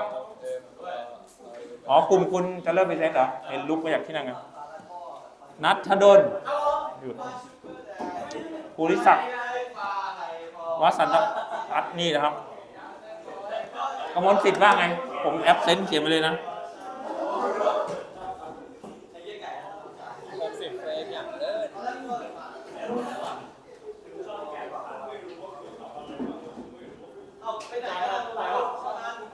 ผมไปเข้าน้ำก่อน ตามสบายเลยครับคุณไม่ได้พรีเซนต์นะไม่พรีเซนต์ไปได้เลยครับไม่เป็นไร604 right ไปแล้วนะเชิญคนจับพรีเซนต์พูดชื่อตัวเองช้าๆชัดๆนะครับแล้วก็หมายเลขด้วยครับผมจำหน้าได้บางทีก็จำชื่อสับสนจะเอาเครื่องคุณหรือว่าเครื่องผมยังไงนะแต่คุณอยู่ในนี้เลยเหรอเปิดแล้วได้เชิญครับหยิบใบขึ้นแล้วก็ไม่อันนี้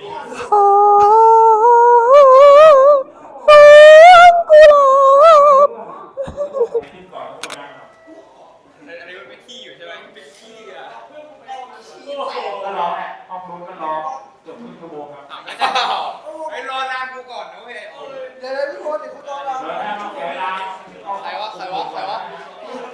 อาริยาวุฒิเหรอเป็นขี้อยู่เว้ยไม่เด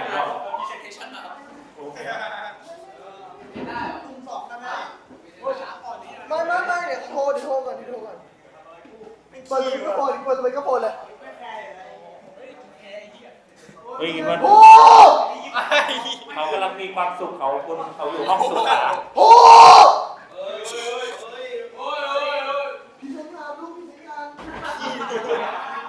เขากำลังมีความสุขไม่ต้องมาขัดขวางรอเขาได้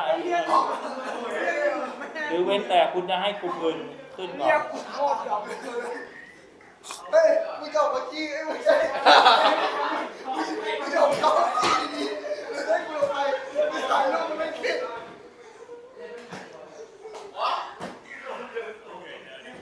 เร็วเฮ้ยนับ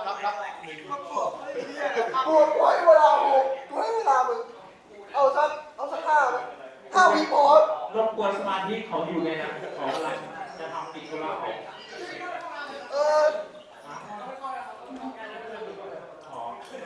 โอเคมันมาแล้วใช่ไหมเอาให้มันมีความสุขก่อนเดี๋ยวเราถึงโคตรนานเลยเหรอแบบ40 สไลด์ 50 สไลด์เอาให้เขามีความสุขก่อนแล้วค่อยสวัสดีครับ วันนี้พวกเราจะมาพูดเกี่ยวกับกูไม่รู้จะพูดอะไรละ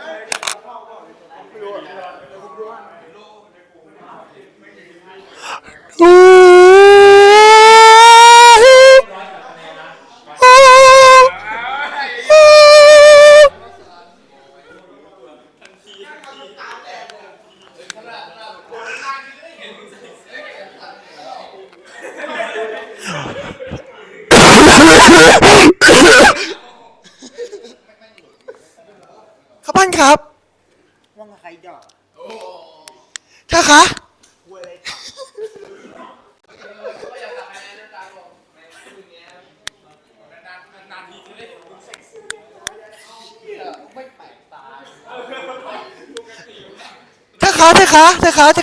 ตกลงน้องไอซ์นี่อยู่ป.1 จริงปะคะ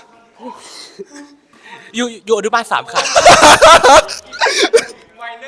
ออกมาจากปากมันเองเลยนะว่าอนุบาลปากเดี๋ยวกูลองนำเสนอนี่กูจะนำเสนอนี่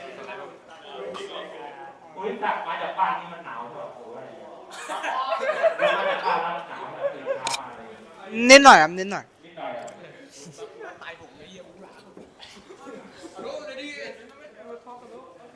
นี่คืออะไรนี่คือแบบเตรียมใช่ไหมเตรียม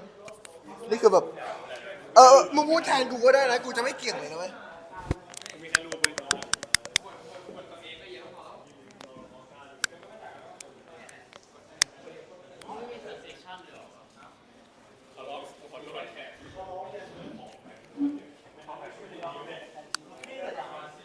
วันธามารีเปรียบด้วยพันสถานพระเจ้าสถิตกับท่านผู้ได้รับพระพรกว่าสตรีใดๆและพระเยซูโอรสของท่านทรงได้รับพรวันธามารีพระวานาของพระเจ้าอะไรไม่กะวันนี้ไม่ตายอาเมนพระสิริลุ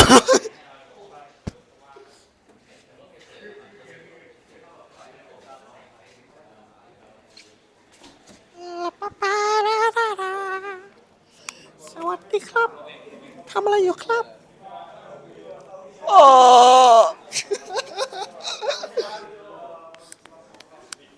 อันนี้15 คะแนนครับคุณใส่ใจด้วยครับ15 คะแนนผมค่อนข้างใส่ใจครับอาจารย์คือตอนนี้ผมสามารถซูมคอเพื่อนผมระหว่างนั่งขี้แล้วเขาพรีเซนต์ได้ผมก็จะทำไม่กู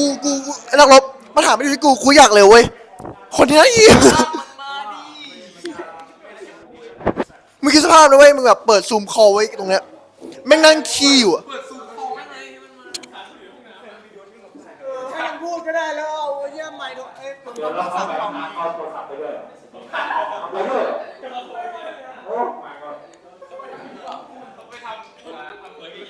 มึงเอ็มเบจี้มันคุยกับแอบบี้อยู่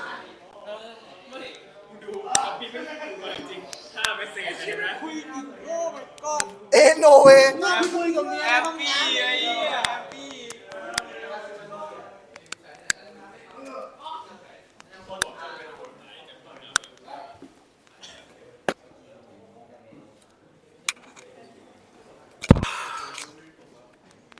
เปิดได้180 180ต่อไม่ถึง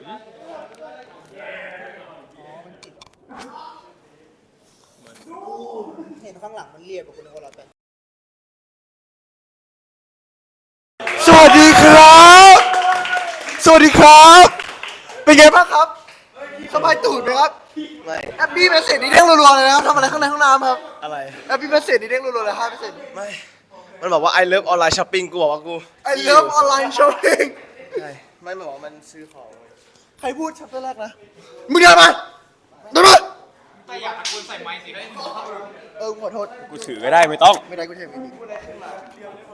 ไปเลยลูกจัดการมันติดใช่ป่ะคืออะไรวะมันคือพอร์ตวะ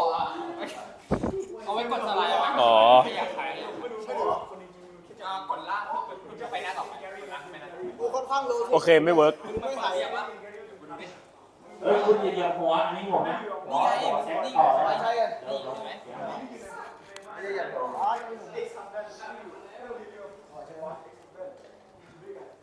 ไหม กดล่างไปต่อไปอ่ะ ลากไปหน้าต่อไป โยโอเคกู แสงก็จะใช้เลเซอร์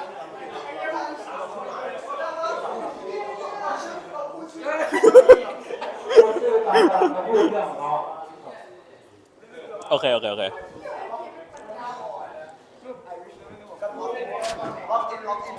เดี๋ยวนะมึงติดตรงไหนวะเนี่ยปาล์มโอเค คนไหนจะพูดของคนไหนก็พูดชื่อตัวเองก่อนนั้นนะครับ ครับผม จะได้ให้คะแนนง่ายๆครับ ได้นั่นเลยวะโอเค โอเค let's start Okay, so hello everybody. I am Pab Un number 26, and I will be giving a small little introduction to the application of electromagnetic waves. Okay, for the little introduction of the application of electromagnetic waves. Huh?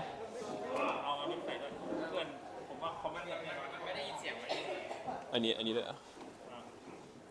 โอ้มีเลยอ่ะผมถือได้ไหมผมถืออย่างนี้เลยนะด้านไหนวะนี่อ่ะOkay, so the application of electromagnetic waves really goes from the daily life trivial matters like reheating food in a ไหนครับตรงนี้ไม่ใช่เหรอ โอเคเจอละ Okay. So let's start again. The application of electromagnetic waves really goes from the daily life trivial matters like reheating food in a microwave to medical breakthroughs like X-rays or a scintigram. These electromagnetic waves, the invisible oscillations of electromagnetic fields, and their application really shapes the technological world we see today. In this presentation, me and my friends are going to present about its various applications and the future of electromagnetic waves technology.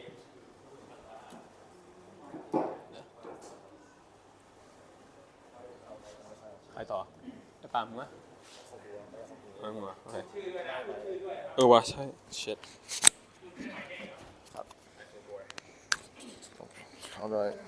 Alright.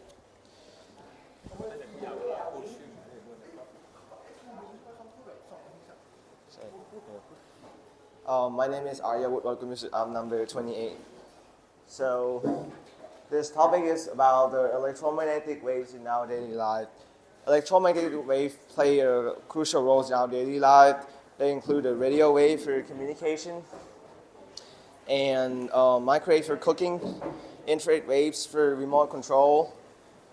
ultraviolet for visible lights, X-ray for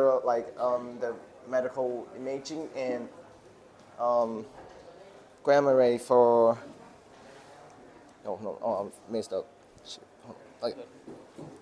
Sorry. So and gamma ray is used for medical fields.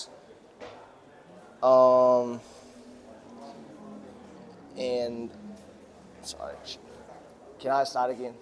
I'm sorry. I'm so sorry. เขาเริ่มใหม่แล้วนะผมพูดชื่อใหม่แล้วครับ My name is Arya Wood. Welcome to number 28. So this topic is electromagnetic waves in our daily life. Electromagnetic waves play a crucial role in our daily life. They include radio waves for communications, microwave for cooking, infrared waves for remote control, and visible light for vision, and ultraviolet rays for the suns and more. These waves transfer energy and information, making them integral to technology like smartphone, Wi-Fi, and medical imaging devices. And this is the first application of the electromagnetic waves, which is the radio waves. Radio waves are used extensively in communication, including radio broadcasts, television broadcasting, mobile phones, Wi-Fi, and various other wireless technologies. In the context of radio broadcasting, a transmitter generates a radio waves carrying encoded information such as music or speech. These waves propagate through the air and are received by an antennas on a device like radios or smartphones. The device then decodes the information, allowing you to hear music or receive the other form of data wirelessly. And the next one is the microwave. Microwaves are types of electromagnetic radiation with shorter wavelength than radio waves but longer than the infrared radiations. Their wavelengths typically range from about 1 millimeters to 1 meters. Microwaves are commonly used in various technology, with one notable application being the microwave ovens.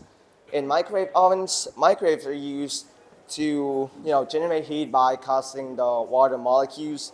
in the food to vibrate and then resulting in the frictions and producing heat. And apart from cooking, microwaves play a crucial role in communication technologies.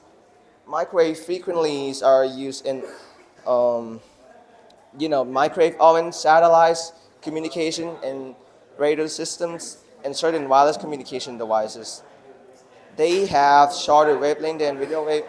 enabling more focused transmission and receptions of signals in various applications. And the next one is the X-rays. X-rays are forms of electromagnetic radiation with shorter wavelengths and higher energy than ultraviolet rays. They have wavelengths ranging from about 0.01 to 10 nanometers. X-rays are commonly used in medical imaging industries and research due to their ability to penetrate matter, like this picture right here, which is a kneecap, by the way, don't mind the thing. In medical application, X-ray machines produce X-ray that passes through the body's dense tissues, such as bones, and absorbs more X-ray and appear white on the X-ray film, like the bone right there. While softer tissues allows more X-ray to pass through and appear darker, like that soft tissue right there in the middle. This enables medical professionals to visualize the internal structures and diagnose rare conditions. Beyond medicals, X-rays find application in non-destructive testing of materials and quality control in manufacturing. They are also used in airport security scanners and scientific research, helping scientists understand the internal structures of objects at the atomic and molecular levels. And the next one, oops, oh, sorry. Is it still working? Okay. Oh, okay. Okay,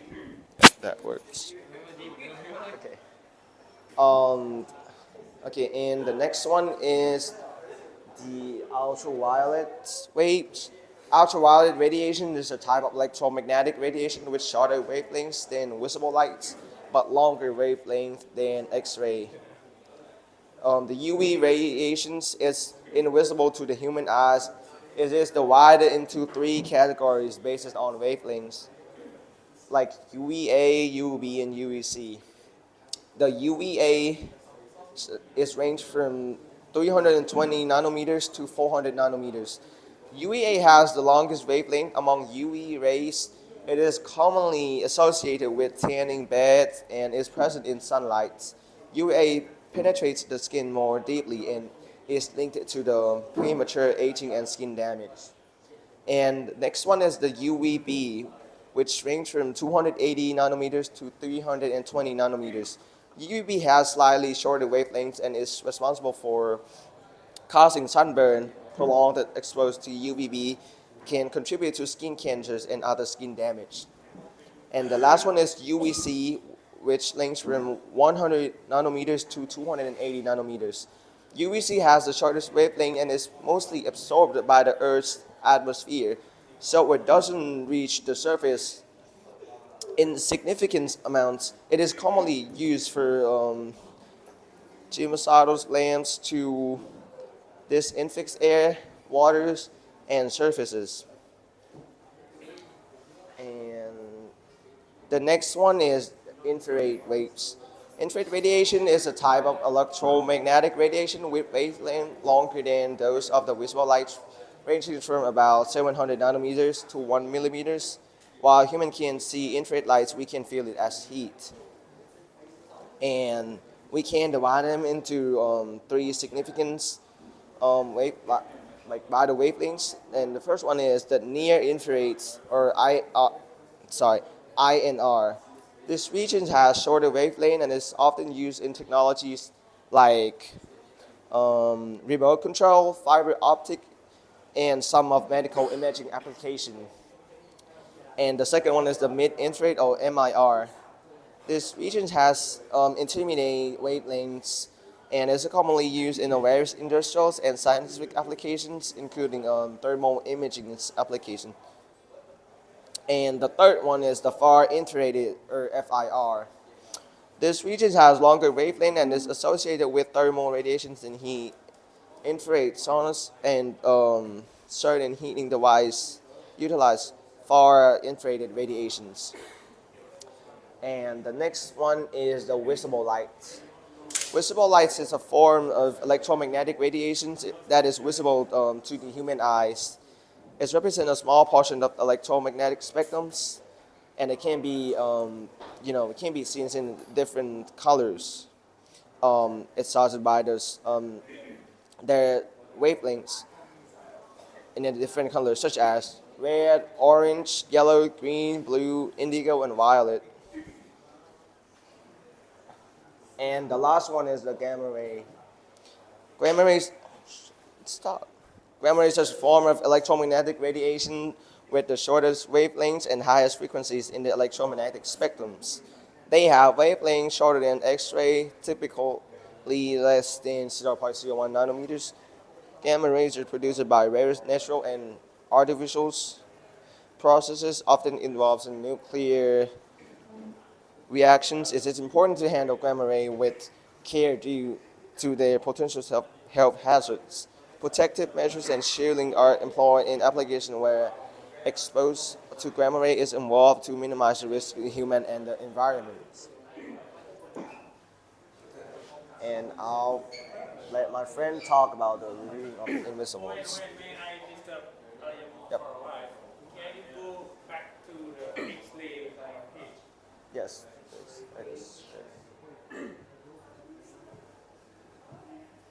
Oh, this one.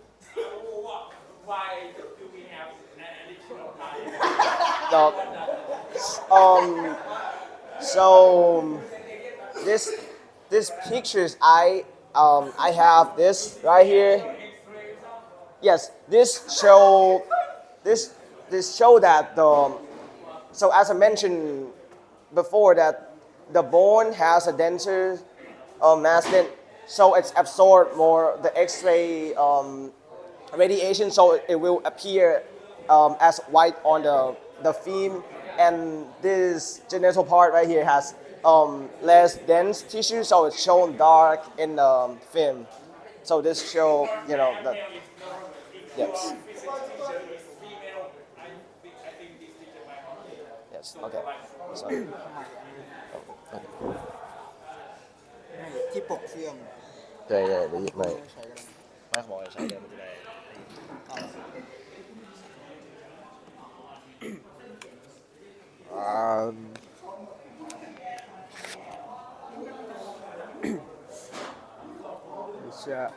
อุปกรณ์เยอะจังวะ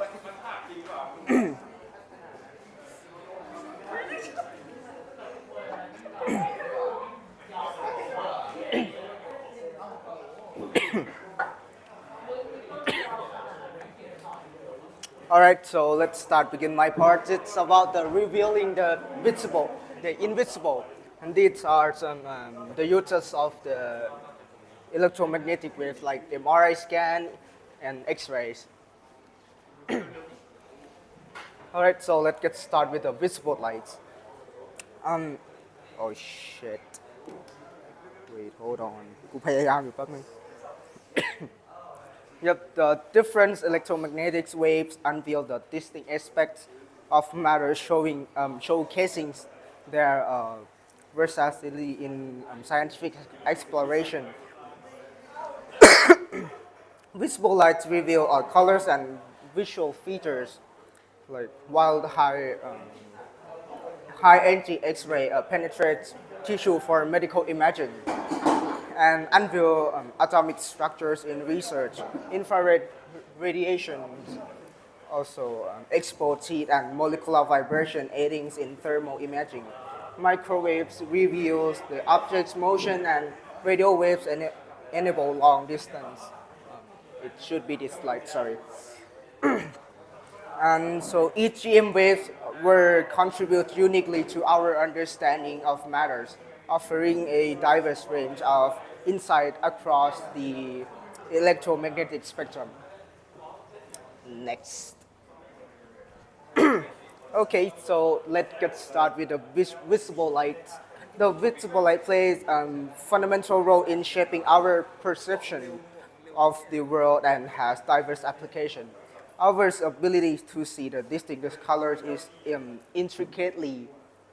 linked to the interaction of light with objects, where the reflected wavelength determine the perceived colors. And human vision facilitated by cone sensitive to different wavelengths allowed us to experience the richness and visible spectrum. And furthermore, the practical implication of the visible light extend to technology like the solar panels, which convert sunlight into the electricity through the absorption of visible light by the semiconductor materials. And this dual significance enable our vision and serving as a renewable energy source underscores the importance of the understanding and harnessing the properties of visible light in both our daily lives and technological advancements. Shit. So next is the ultraviolet. The ultraviolet or UV light serve a multitude of essential functions across the various fields. The UVC light is a potent tool for sterilization and employed in hospital and laboratories to disinfect the surfaces and prevent the spread of infection. UVB radiation found in sunlight is crucial for the natural synthesis of vitamin D in the skin and supporting bone health and immune function. In forensic analysis, the UV light is invaluable tool for detecting bodily fluids and enhancing the visibility of talent fingerprints, like this one, and aiding crime scene investigation. Yeah, and the diverse application of UV light underscore its significant health, hygiene, and investigative science. Fuck. Wait, hold on, why?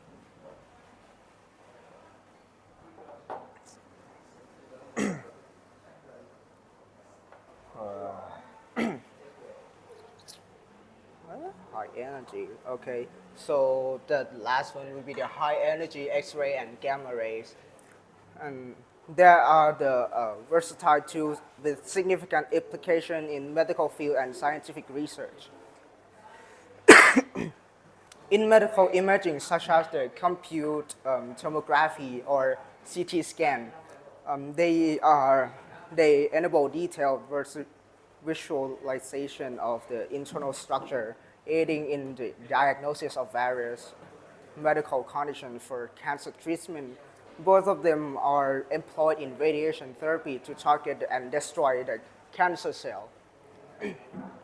offering a precise and effective treatment approach.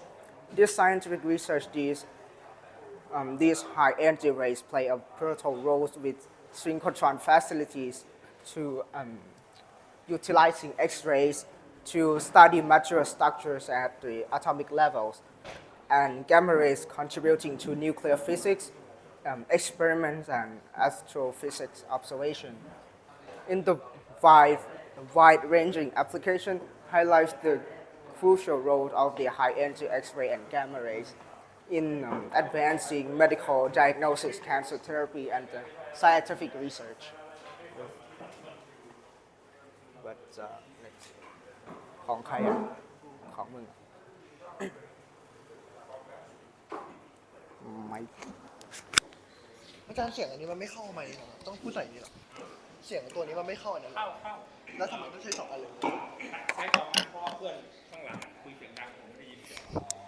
อันนี้คืออัดเสียงผม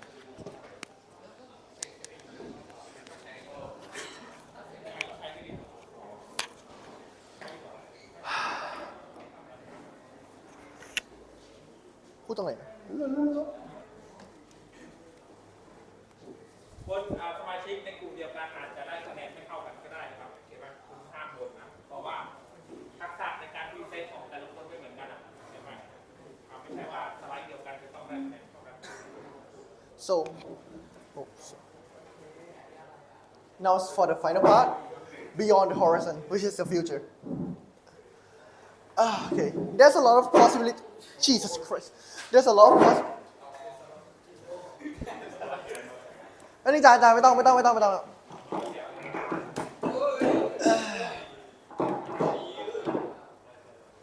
There's a lot of possibilities in the future for the like how we can use the electromagnetic waves to our benefits. And I have chosen 3 examples for the application in the future. The first one is wireless power transmission. The second one is quantum communication, and the third one is space-based solar power. The first one is wireless power transmission.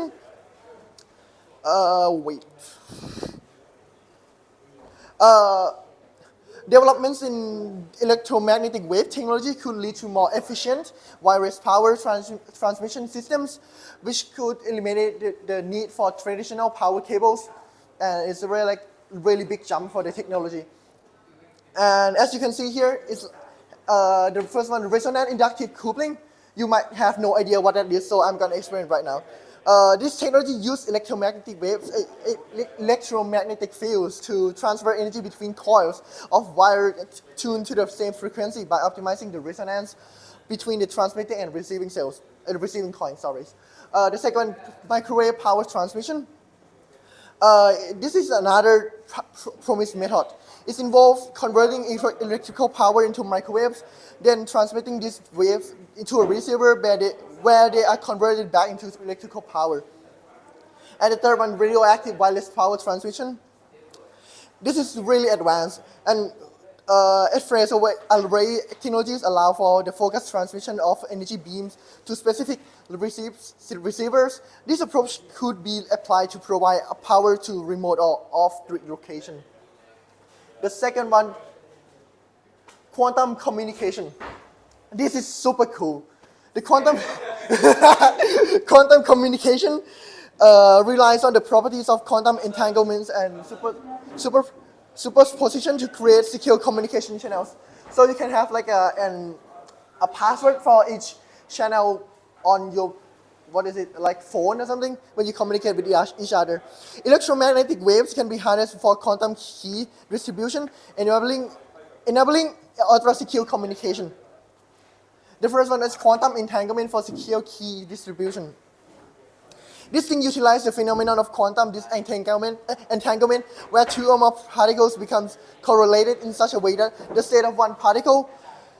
instantaneously influences the state of other, regardless of the distance. The second one, the superposition in quantum bits. This relies on the qubits, which can exist in a superposition state, unlike classical bits that are either in a state of 0 or 1. Qubits can exist in both states simultaneously too. And the third one, quantum repeaters for long-distance communication. Over longer distances, quantum signals tend to degrade due to various factors. Quantum repeaters are devices designed to extend the range of quantum communication by entangling shorter segments of a communication channel. And the last one, space-based solar power. Okay. Normally when we can harness sunlight to create electricity, right? But in the future, we might be able to harness electromagnetic waves in order to create power electricity too. And as you can see, I have put here 3 years of the thing too. The first one, solar cell collectors in space. Space-based solar power involved the development of solar collectors, such as solar panels or mirrors in space where they can capture sunlight without atmospheric interference. These collectors can be positioned in orbit around Earth or even on the other celestial bodies, ensuring continuous exposure to the sun. And once the solar energy is captured in space, it can be converted into electricity and transmitted wirelessly to Earth using various methods. One proposed approach is to use microwave or laser beams for power transmissions. Unlike traditional solar power systems on Earth, space-based solar power is not affected by the Earth's day-night cycles or weather conditions. This provides continuous and abundant energy supply, making it a really reliable source of power. And for the last section is the conclusion of all the things my friends have spoken. Sorry.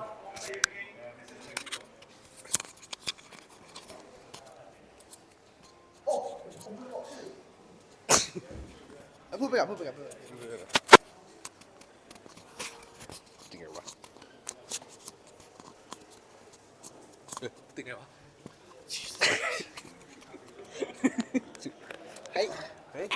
So my name is Wasanapat Kiti Surabisan, number 30.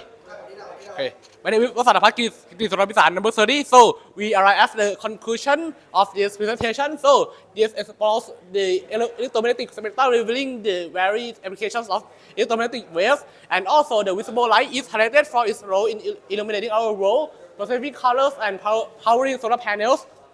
And as for the purpose of the ultraviolet light applications in sterilization, vitamin D synthesis, and the forensic analysis are also discussed. And in terms of the high energy X-rays and gamma rays are explained for their use in the medical imaging and cancer treatment, as well as the scientific research. And furthermore, beyond the horizon,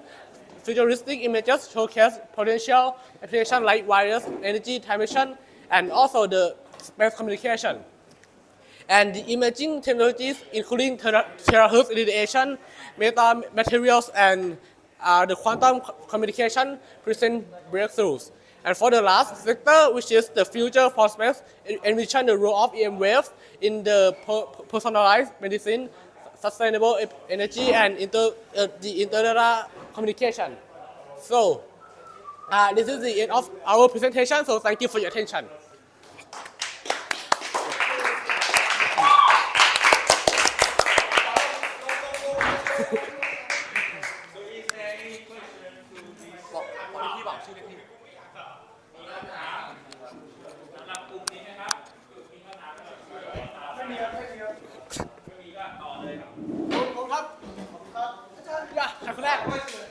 Who is the first one to present? ให้กูขอเปิดได้ปะมา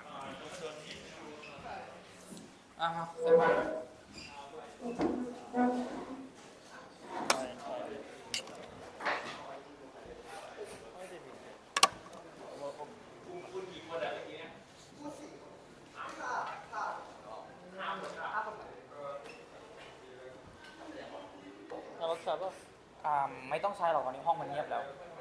คงไม่ต้องใช้แค่นี้ก็พอแล้วคงไม่ต้องใช้แล้วน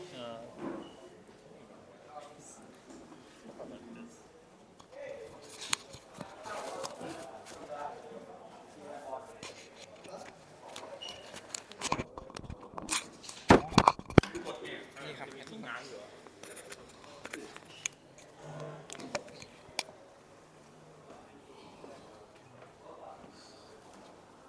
ใครจะพูดมาเอาวันนี้ด้วยนะเริ่มได้เลยนะครับอาจารย์ Greetings. Today we'll be discussing two of the most influential names in the history of modern physics and quantum physics. The two names that perhaps will shape the history of physics for forever. My name is Hirawit Sukhi. I am the group lead and discussion lead of a specific groups of people that we are very interested in the Rutherford's and Bohr's atomic model. Today we hope to provide an insight, perhaps an intuitive insight into the experiment with regards to the Rutherford's model, along with providing the mathematical proof towards the Bohr's model using high school level physics. And in the end, we will try to reflect on the achievement of both two great scientists, along with trying to link it towards the new fields of quantum mechanics. At first, I would like to invite everyone to listen on the discussion with regards to the introduction to the Rutherford model of atoms.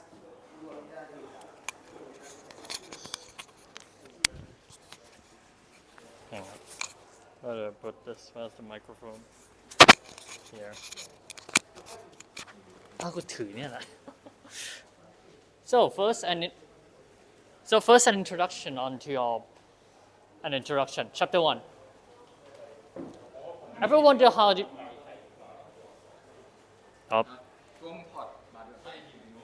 ไม่รู้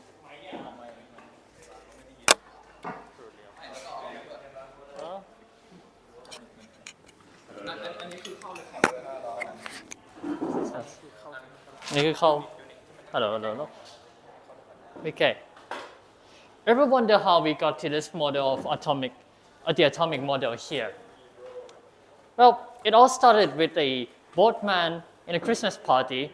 and a plum pudding, and his student trying to prove that teacher's word. The plum pudding. Excuse me. Before an atom was known to be neutral, but once the negative electrons was discovered by J.J. Thomson in 1897, it was necessary that part of the atom also has a positive charge. To put it bluntly, J.J. Thomson thinks that there is a membrane or cytoplasm-like structure which is positively charged and that it makes out all the atom. As you can see here, there are negative electrons here and there is a positively charged matter. This is the proposal Thomson has. Now, legend has it that J.J. Thomson came up with this model during Christmas party, where a very bored Thomson looked at a plum pudding and realized the raisins are like electrons surrounded by positively charged matter. The pudding. And so the plum pudding model was born, except the gold foil pepper.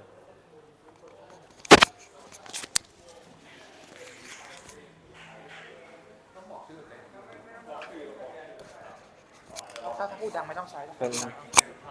Number 11, the introduction.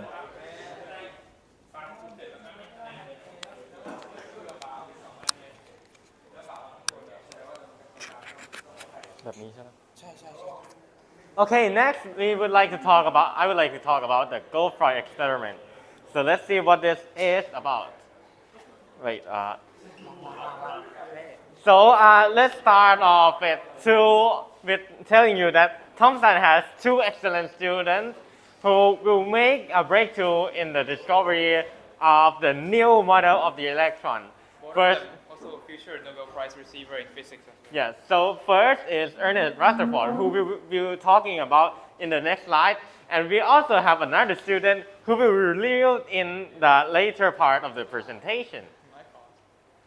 So, Rutherford experiment. So he would like to understand more about the atomic structure or atomic model that his teacher already made. So he have some lab partner whose name is Hans Geiger and Ernest Marsden, and they made an experiment to see how the atom actually work and interact. So this is the setup of his Goldfry experiment. So it's pretty simple, really. You have one box with something that can emit a far particle beam that will hit the gold foil, and this is surrounded by something that can reflect, that can receive light and make a reflection so that you can see it. So first, what is alpha particle? Alpha particle is basically just a helium atom without the electron. So basically, it will be a particle with a positive charge. And also, this is the predicted result, which is like when you throw a baseball into a fall. The baseball will just go through the fog like nothing happened. And this is basically how it would probably go. This is a simulation that I would like to show you. So this is the alpha particle beam that will emit from the box to the gold void, and this is how the model would be. So basically, all the alpha particle would just pass through the fog of positively charged, since it cannot be more than a fog and it's pretty light.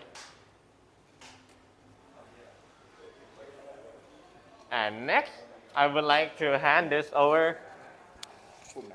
Oh, also, I'm number 3.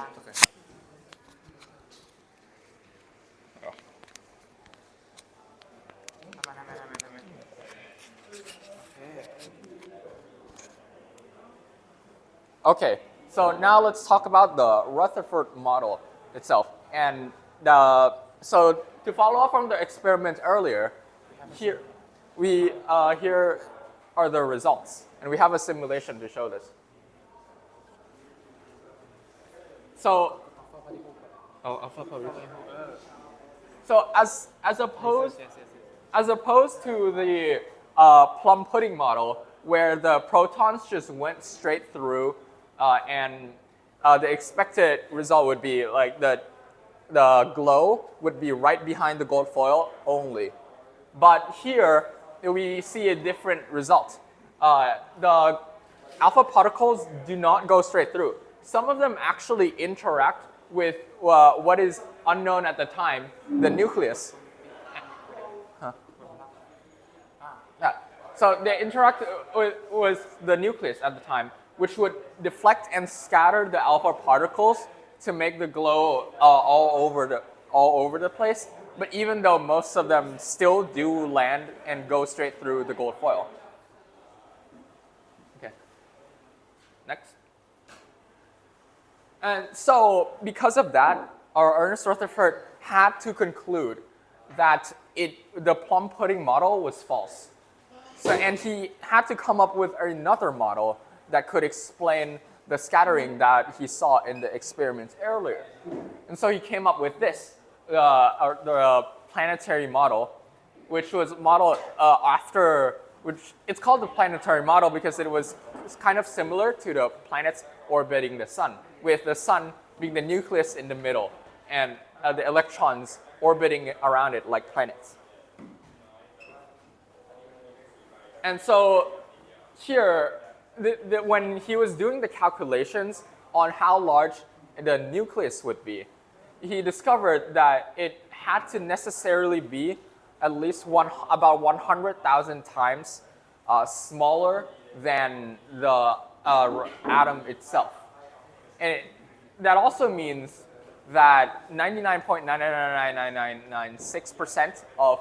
the atom is almost entirely empty space. And all of the mass is concentrated within the nucleus. And to put into perspective, if you took a pea around this size and made that the size of the nucleus, then the size of the entire atom would be the size of a football field. Next, I'll turn to the flawed model. Also, I'm number 7.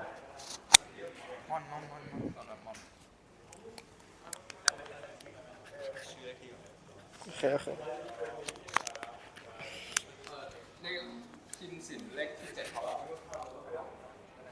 Okay, so I am number 18. So the next topic is a flawed model.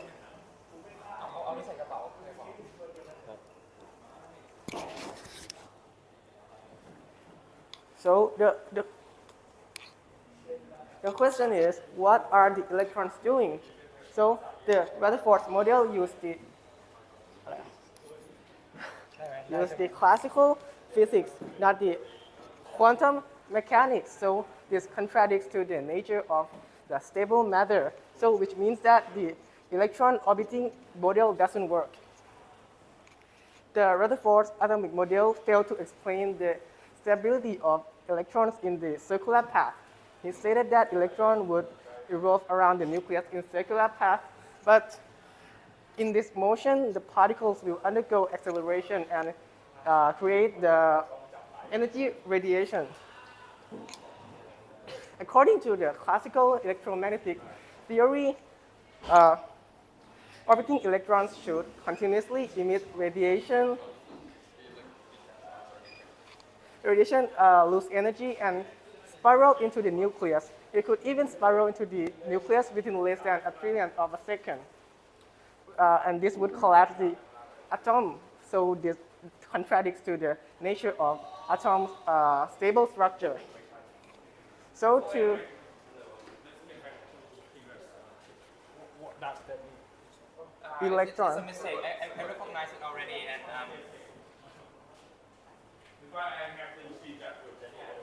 sure, it's fixed. So to answer this, we have to use the knowledge of energy quantization. So the quantized energy is the electrons that can only possess the certain discrete energy values. And because of the quantized orbits, the quantum jumps will produce discrete spectra, which is in agreement to our observation.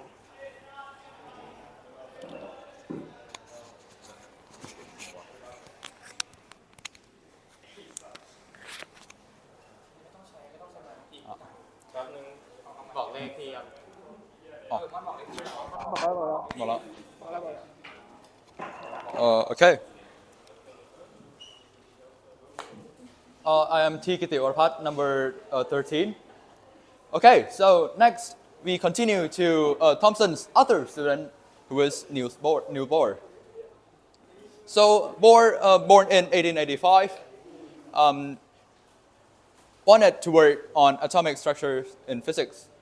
So he applied for laboratory apprenticeship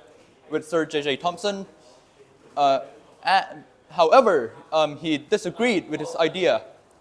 of his atomic model. So later, he was invited by Ernest Rutherford to the University of Manchester, where he also worked at a laboratory apprenticeship. They agreed that classical physics cannot work with the atomic model. In classical physics, energy is viewed as more of a singular mass, not mass, like a singular object. However, in quantum physics, he viewed that energy is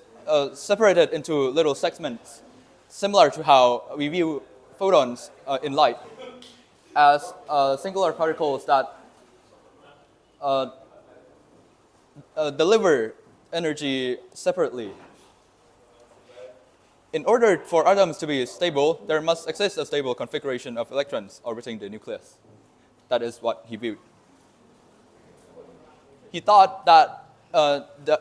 idea of the electron should be dependent on the Planck's constant, and the transition between the states of energy should release discrete energy in form of photons. So, in 1913, he published a paper on the constitution of atoms and molecules. He postulated that electrons move in a circular orbit centered around the nucleus, and that despite its acceleration, the electron does not continuously radiate energy, so its total energy remains constant. The magnitude of electrons' angular movement is quantized in units of Planck's constant divided by 2 pi, and that electrons can move from higher to lower energy levels by emitting photons with energy equal to the difference between the level.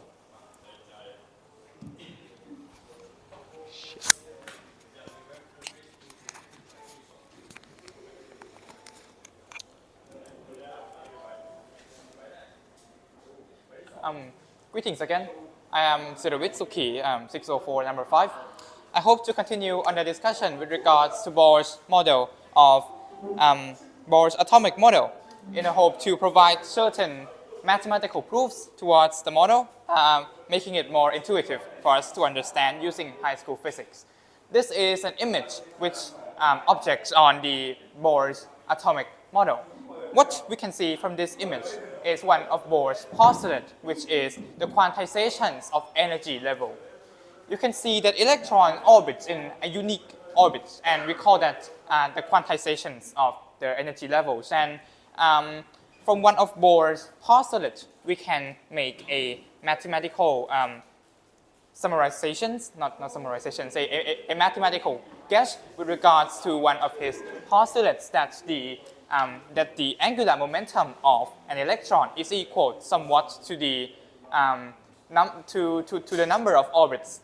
times the Planck constant divided by 2 pi. Now, the Planck constant divided by 2 pi, we can also conject that into a smaller Planck constant, or I love calling it h bar. Now, let us find a way to now let us find certain ways for us to better understand Bohr's postulates and perhaps gain a better understanding of his atomic model. Let us begin by considering centripetal accelerations. When objects are moving in a circular manner, there is a certain force called Fc. It is denoted as centripetal force.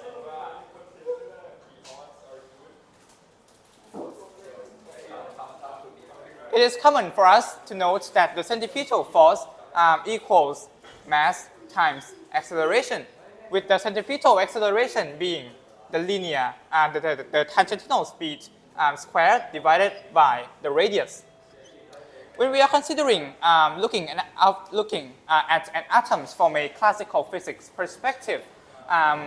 we know that an atom consists of an electrons and also the protons inside the nucleus. Both of them are attracted by the Coulombic force of attraction. So what we can say is that the Coulombic force of attraction equates to F equals K, a certain constant, Q1, the charge of one particle, Q2, the charge of another particle, once again divided by the radius squared. We can equate these two forces together as the attractions between two individual particles are the centripetal force. We know that mv squared will equals to kqq by r squared. And as we know that both electrons and protons are fundamental particles, both of them carry the same charge. I would denote that as E. So we got mv squared equals ke squared divided by r. Unfortunately, we have to also consider another one of the founding fathers' idea that influenced Bohr's process of thinking, that is the Broglie wavelength. The Broglie wavelength is a postulate by Louis de Broglie, a French physicist whose work is pays a heavy influence towards Bohr's work. His work was on the relationship between the wavelength of a particle and its momentum. From his experimentation result, we know that the wavelength of a particle is conversely related to its momentum. And that the Broglie wavelength states that the wavelength of any individual object equals to the Planck constant divided by its mass times velocity. Now, I would like to provide certain mathematical proofs to this. I believe it's quite easy and it doesn't require integration. So let us begin by considering a photon. We view light as a particle, so we say it's a photon, one particle, one packet of energy in a light. And we also consider Einstein's infamous equation. We know that E equals mc squared. But this is just the conjectured version. There is also a full version. This is the full version. E squared equals m squared c cubed plus p squared and c squared. We are now looking at the energy of a photon, so we must also consider Planck's equation that E also equals to hf. And then we take the square root of both sides, so E will equals to mc squared plus pc. And this will equals to hf as well, since we are considering the energy of one individual photon's particles. From the basic formula that V equals F lambda, we can say that F equals C over lambda. C over lambda. And I would like to rewrite this somewhere. Let's say this. Let's say here. So, okay, sure. Thank you, people. We say that h c over lambda. ลบ ฝั่งนี้ delete this side. Okay, so we see that h c over lambda equals mc square plus pc. As we are considering photons are massless, so we can neglect this term, and we can cancel the c. And after that, we got h over lambda equals to p. With that said, the lambda, a wavelength of a specific particles, is equal to h over p. That is 1 QED to de Broglie's wavelength. Proof using high school physics. After that, give me the thing, please. It's best that we consider an electron not only in the forms of it being a particle, but also itself being a standing wave. Now, what is meant by a standing wave? A standing wave refers to a certain phenomenon, like when we have the guitar string. And this is our guitar string, and the particles vibrate up and down, of course. However, it doesn't propagate to this direction. It doesn't carry any energy. It just produces a certain vibrations. Now we must consider an electron as a standing wave with a wavelength equals to 2 pi r. Since according to Bohr's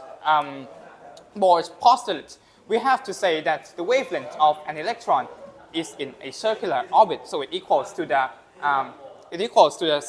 circumference of a circle at 2 pi r. With that said,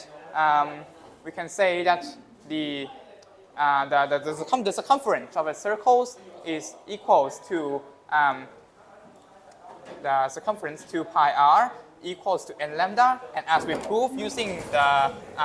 the Broglie's wavelength, we see that lambda equals to h over p or h over mv. So with that, we rewrite nh over mv.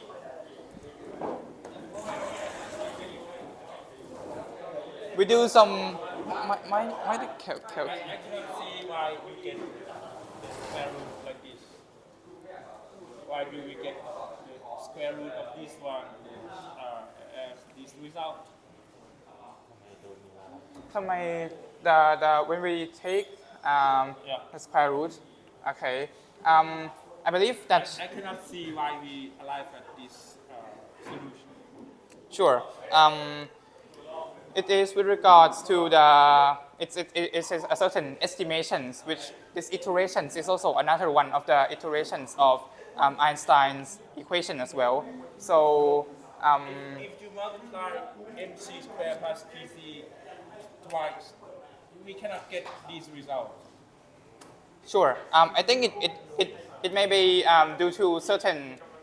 problems with regards to my communications, but what I'm trying to say that this is the full equations. However, another conjectured form is also the specific. In fact, I should not say that it's a square root. It's one of the communication mistakes I made to be able to prove the point.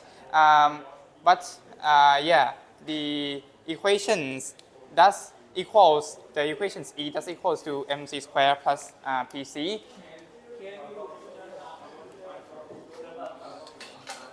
What is the result if we have mc squared plus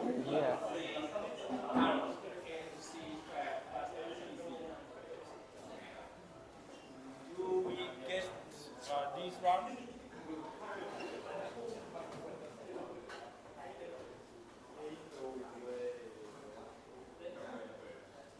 That's my question.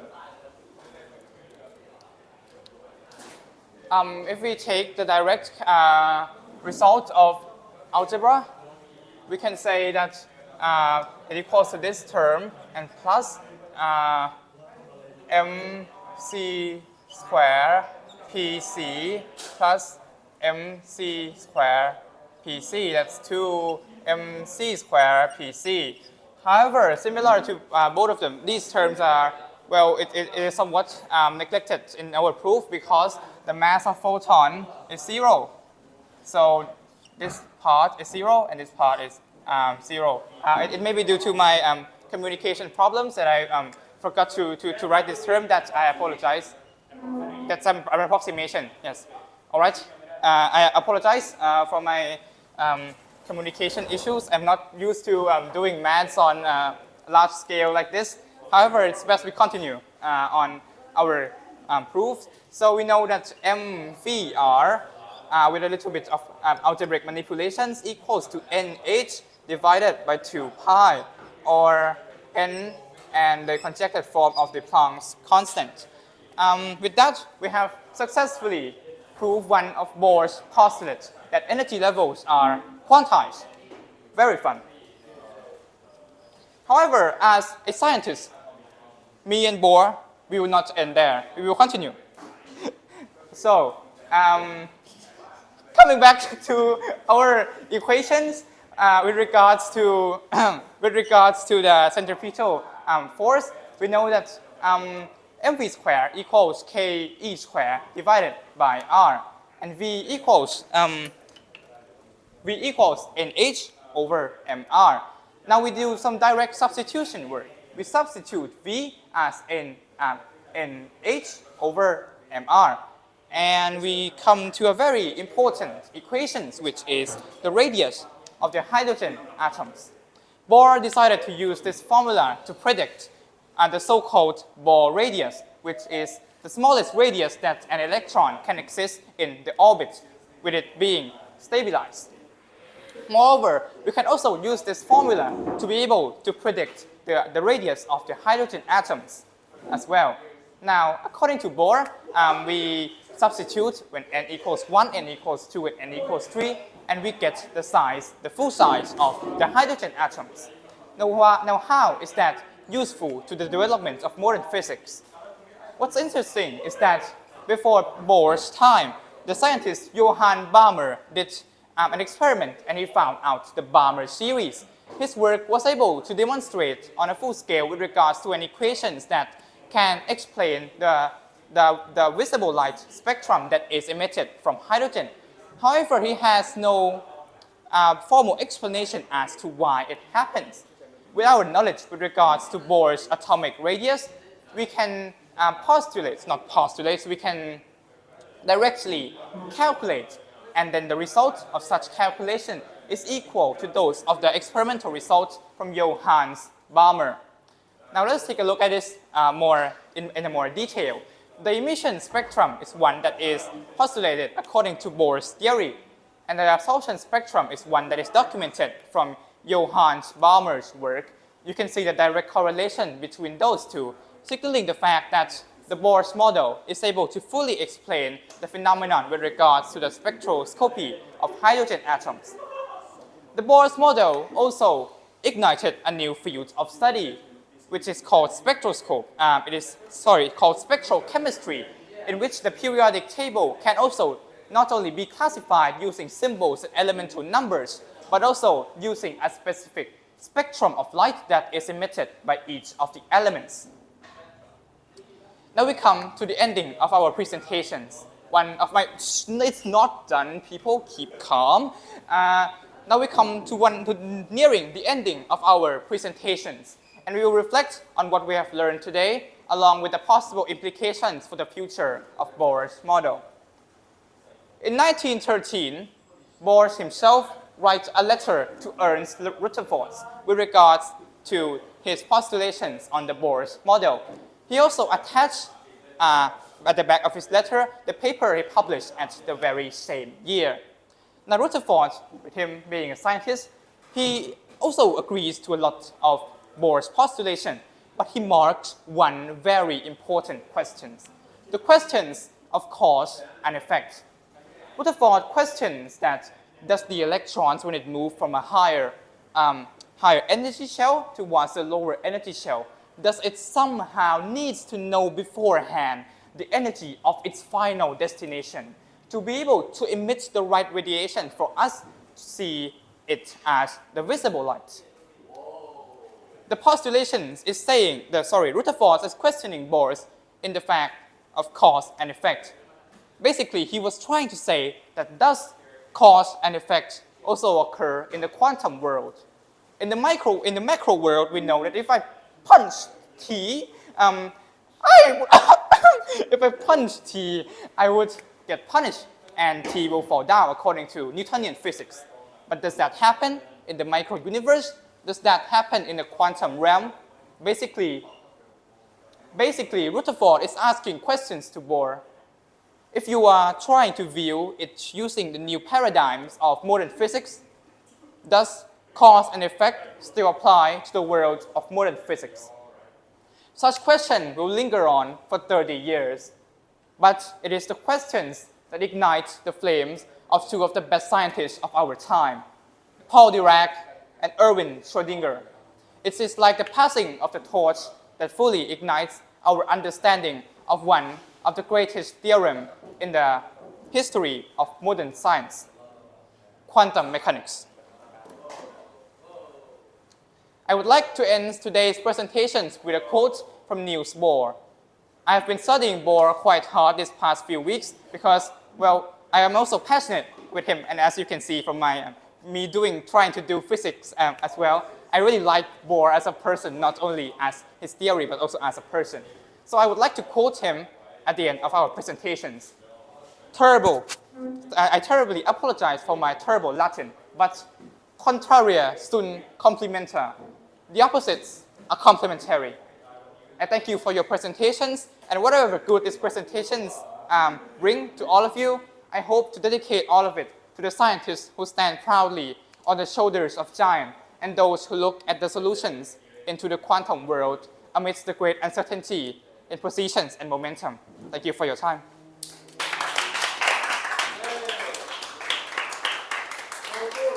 I would like to, if there is any question with regards to our present. Yes.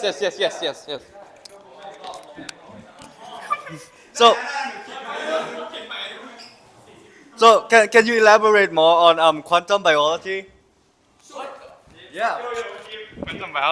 biology, sure. Quantum biology? Is that's your domain, no?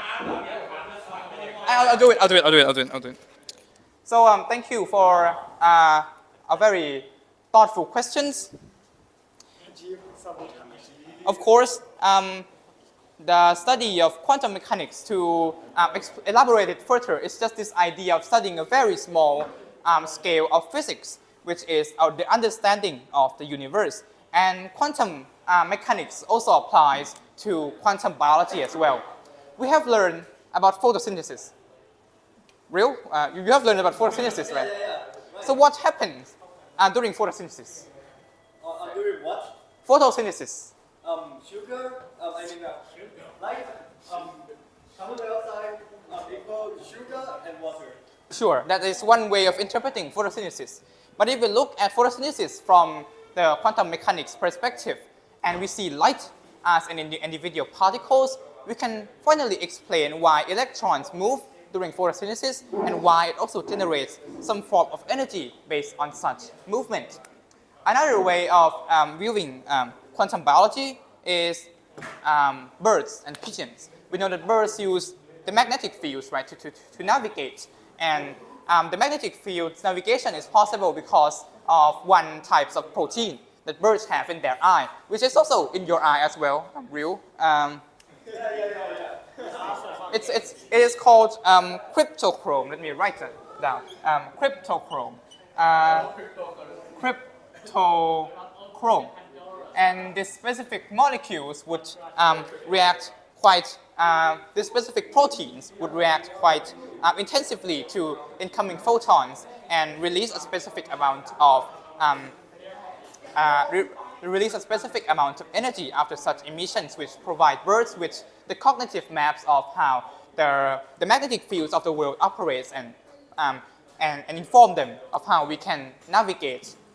towards the north directions or perhaps towards the southern directions. Any further questions with regards to our presentations today are welcome. Yeah, me. Sure. Thank you. Thank you for your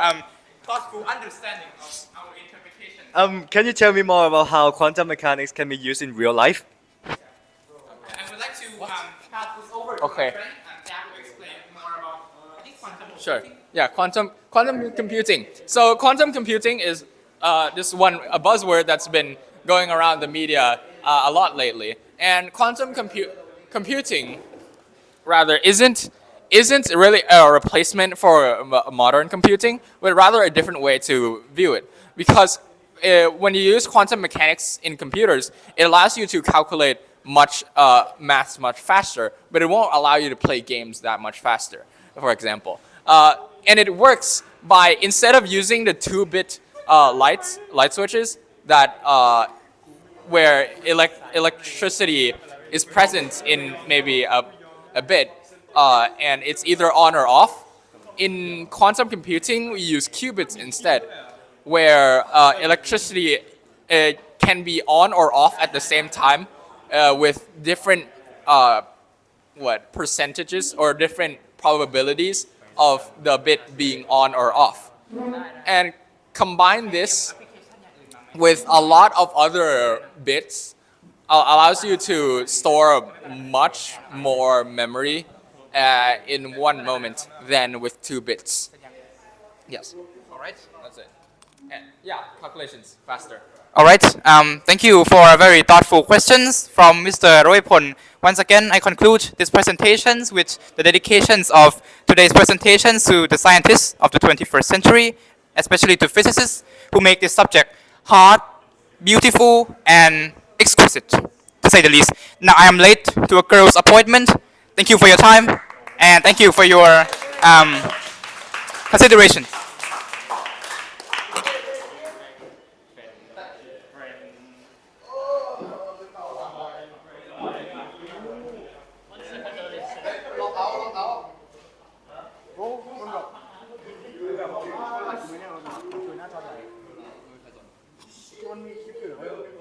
Crazy.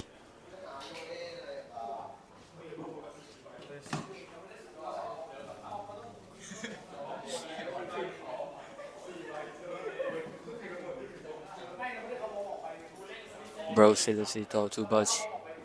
Bro, talk too much, man. That's crazy. Crazy shit.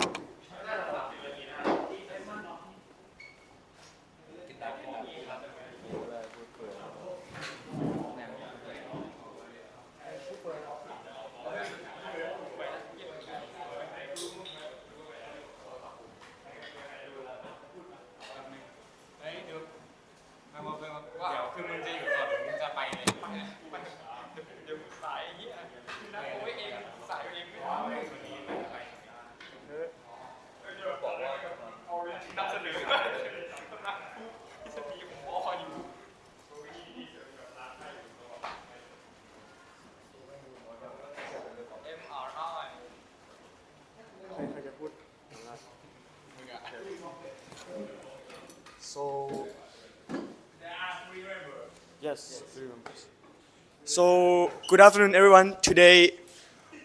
we will be presenting about the technology that is used in the medical field called the MRI or magnetic resonance imaging. And we will be also talking about their relation to electromagnetic waves. And our members consist of me, Chanavit Satthawasit, number 14, and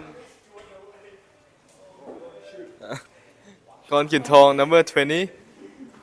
And Suprayot Gal, number 24. So let's give a little bit of overview. Magnetic resonance imaging, or MRI, is a non-invasive method that uses a strong magnetic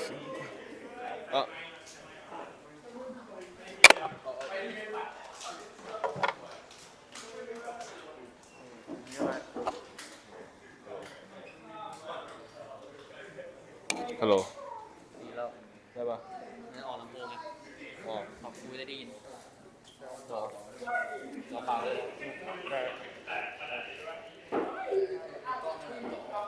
อันนี้ด้วยอันนี้ด้วยเสียงครับเสียงตรงนี้ก็ได้อ๋อประมาณนี้เนาะ So let's give a little bit of overview. Magnetic resonance imaging, or MRI, is a non-invasive medical imaging technique that uses strong magnetic fields and radio frequency waves to create a digital image of the internal structure of the body, like this one. It is particularly adept at capturing high-resolution image of soft tissues, making it valuable for diagnosing a wide range of medical conditions. Unlike X-rays or CT scan, MRI does not use ionizing radiation. During the procedure, the patient lies within a magnetic field, and signals emitted by hydrogen atoms in the body are detected to generate images. MRI is widely used in neurology, orthopedics, and other medical fields for diagnostic purposes. So let's see the basic of MRI. So the first one is how does it work? So MRI machine work on the principle of aligning hydrogen atoms in the body with a strong magnetic field, and then using radio waves to disturb this alignment. When the radio waves are turned off, the hydrogen atom release energy, and its machine detects this energy to create detailed image of the body's internal structure. The component of the MRI. So the first one is main magnet. This creates a powerful and steady magnetic field aligning the hydrogen atoms in the body. Second is gradient coil. These are smaller magnet within the main magnet that create variation in the magnetic field, allowing for spatial information to be obtained when helps is in producing detailed image. The third one is radio frequency coils. These coils emit radio waves into the body, causing the alignment hydrogen atoms to emit signals that are used to create images. The last one is computer system. Is process the signal received from the radio frequency coil and gradient coil to generate detailed images of the body's internal structures. The computer system is also responsible for controlling the entire MRI process. Đó. Videoพัง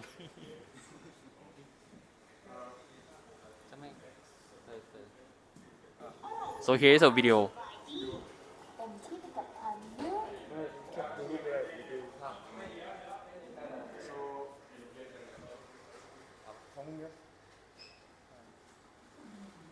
Pictures of the inside of the body. Picture. There are many reasons to have MRI. Person. MRI may find bleeding, such Brain. as bleeding in the brain. Brain changes, as in stroke. Problems Spine. with your back, such as a herniated disc. A torn Knees. You should tell the MRI team. Just outside the scanner. Scanner. MRI scanners are very noisy, so you will probably wear earplugs or headphones. Earplugs. Different equipment, such as pillows and most often clothes are available. This scanner is open on the sides, so you won't be completely surrounded by the machine. Is it other type of scanner? However, the pictures may not be as good as the clothes. When the radio waves are Coil. turned off, the scanner will pick up energy signals from your body. These signals are used to make the pictures. During the scan, you will have to stay very still so the images will be clear. You may be asked to hold your breath for a short time. MRIs may take 30 to 45 minutes or longer to complete. In some cases, you may get contrast dye with your MRI.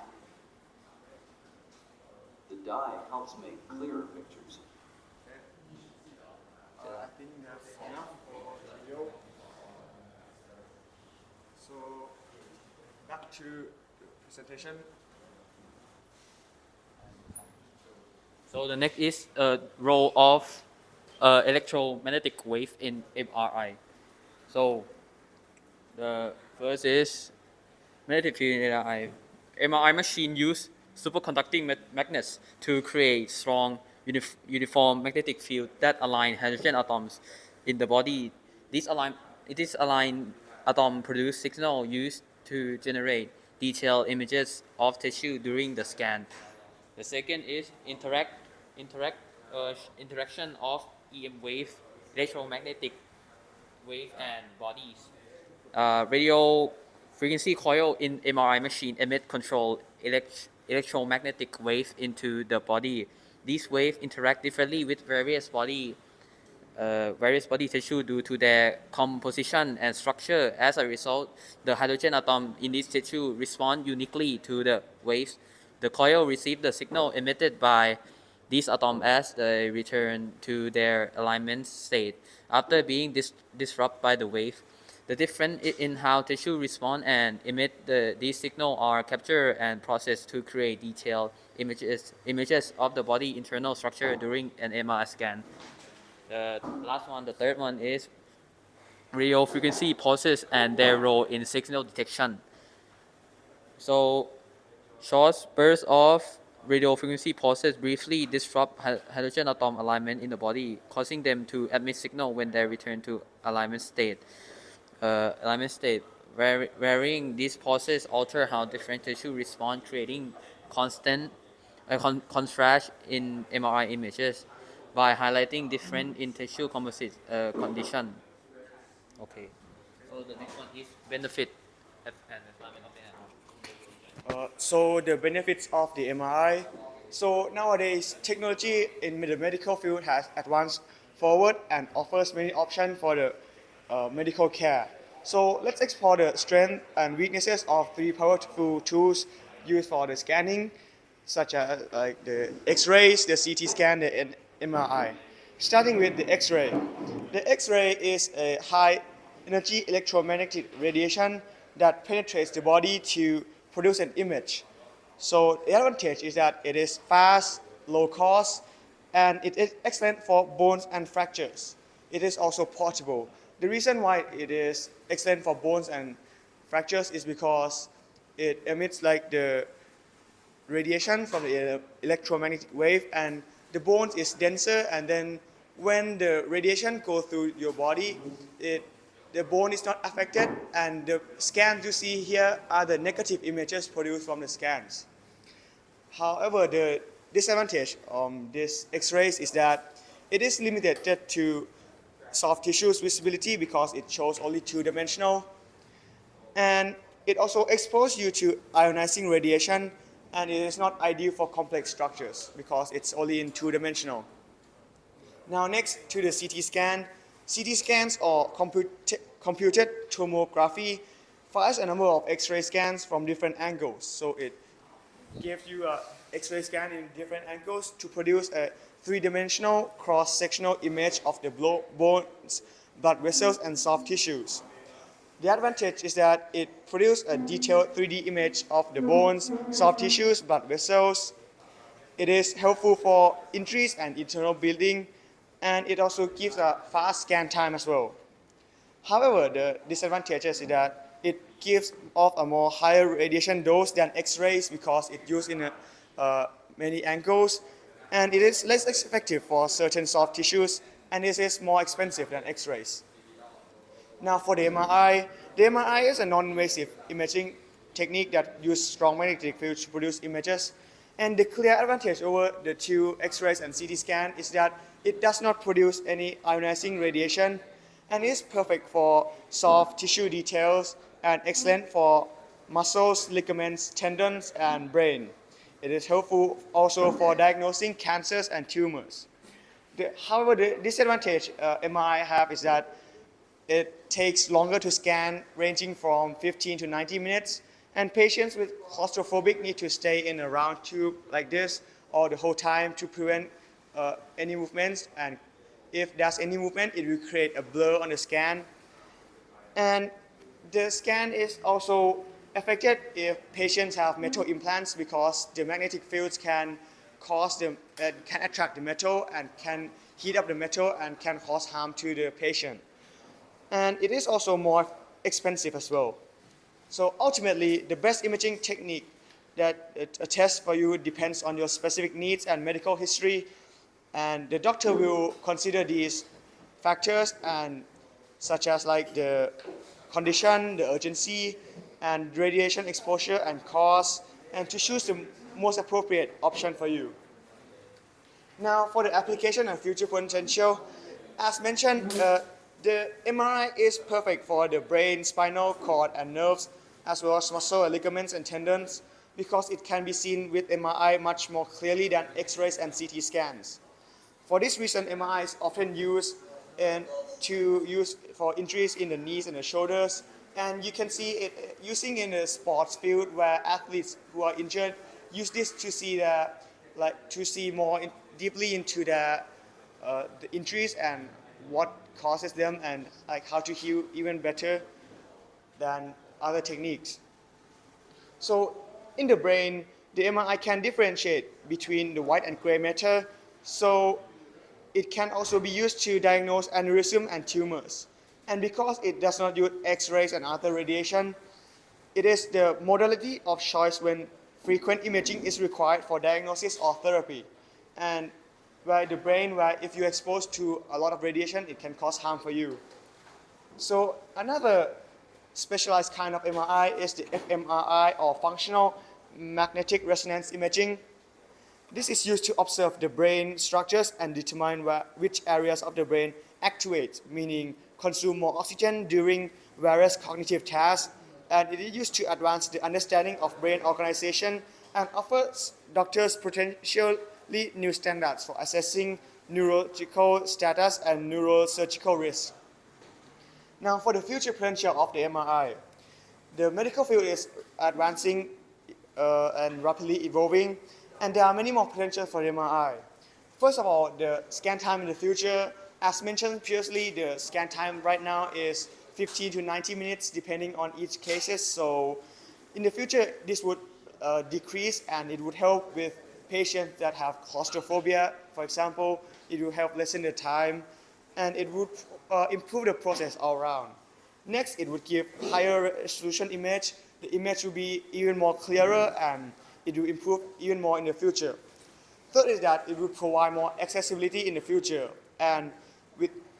it being more available in the future, it would reduce the cost, and it would help a lot of patients in rural areas and potentially save a lot more lives. Next, it would create more jobs for people. For MRI to improve, it would certainly need a lot of people, and this would take a lot of people to help and study this topic. So there will be more specific jobs for the MRI, for example, MRI technologists, radiologic technologists, MRI physicists, MRI engineer, and MRI sales representative. Lastly, with the inclusion of AI and machine learning, MRI scan will be more accurate and more efficient in diagnosis, as well as it is more accurate to detect and diagnose conditions that were previously difficult to detect. So overall, the future of MRI looks very promising and very bright, and there are a lot of potential to revolutionize the way medical professionals diagnose and treat a wide range of conditions. So now the conclusion, let's recap what we have studied and learned so far from this presentation. So what is MRI? MRI is a magnetic resonance imaging. It is a non-invasive imaging technique. And how does MRI work? It works by using a strong magnetic field to created by an MRI scanner to cause the proton to align in the body with that magnetic field, and then create an image after. The main components of the MRI includes main magnet formed by superconducting cores, gradient cores, radio frequency core, and computer systems. Benefit of the MRI is that it does not produce any ionizing radiation, unlike CT scans and X-rays, and it gives a clear three-dimensional scans and cross-sectional scans imaging for tissues compared to other techniques. The future of MRI is it would be faster, cheaper, and more accessible, and improve accuracy and efficiency by the use of AI and machine learning, then creating more jobs in the field of MRI and in this technology. So these are all the information we have for you today. Thank you for listening, and thank you very much.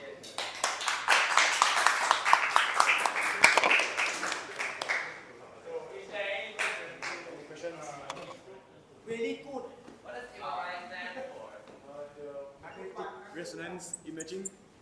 Yeah. Okay, so how does it look at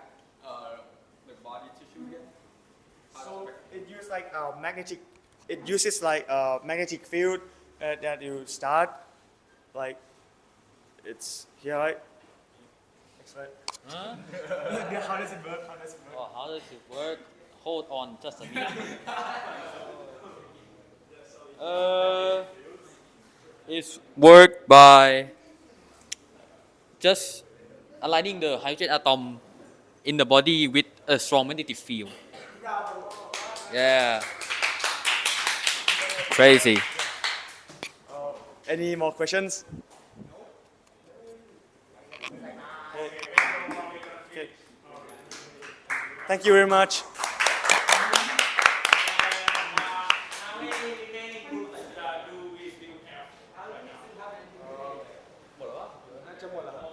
หมดแล้วเหรอ น่าจะ หมดแล้วเหรอครับเหลืออีกกลุ่มไหนไหม ถ้ามันยังมีเวลาถึงพุธหน้าใช่ไหมถ้ามันคือเดี๋ยวผมใช้ตัวที่มันต้องแก้ฟิสมันได้อยู่ แก้ควิสได้อยู่ครับ เพราะเดี๋ยวพุธหน้าผมพรีเซนต์ของที่แก้ฟิส ได้ครับทำมาครับเลือกมาครับ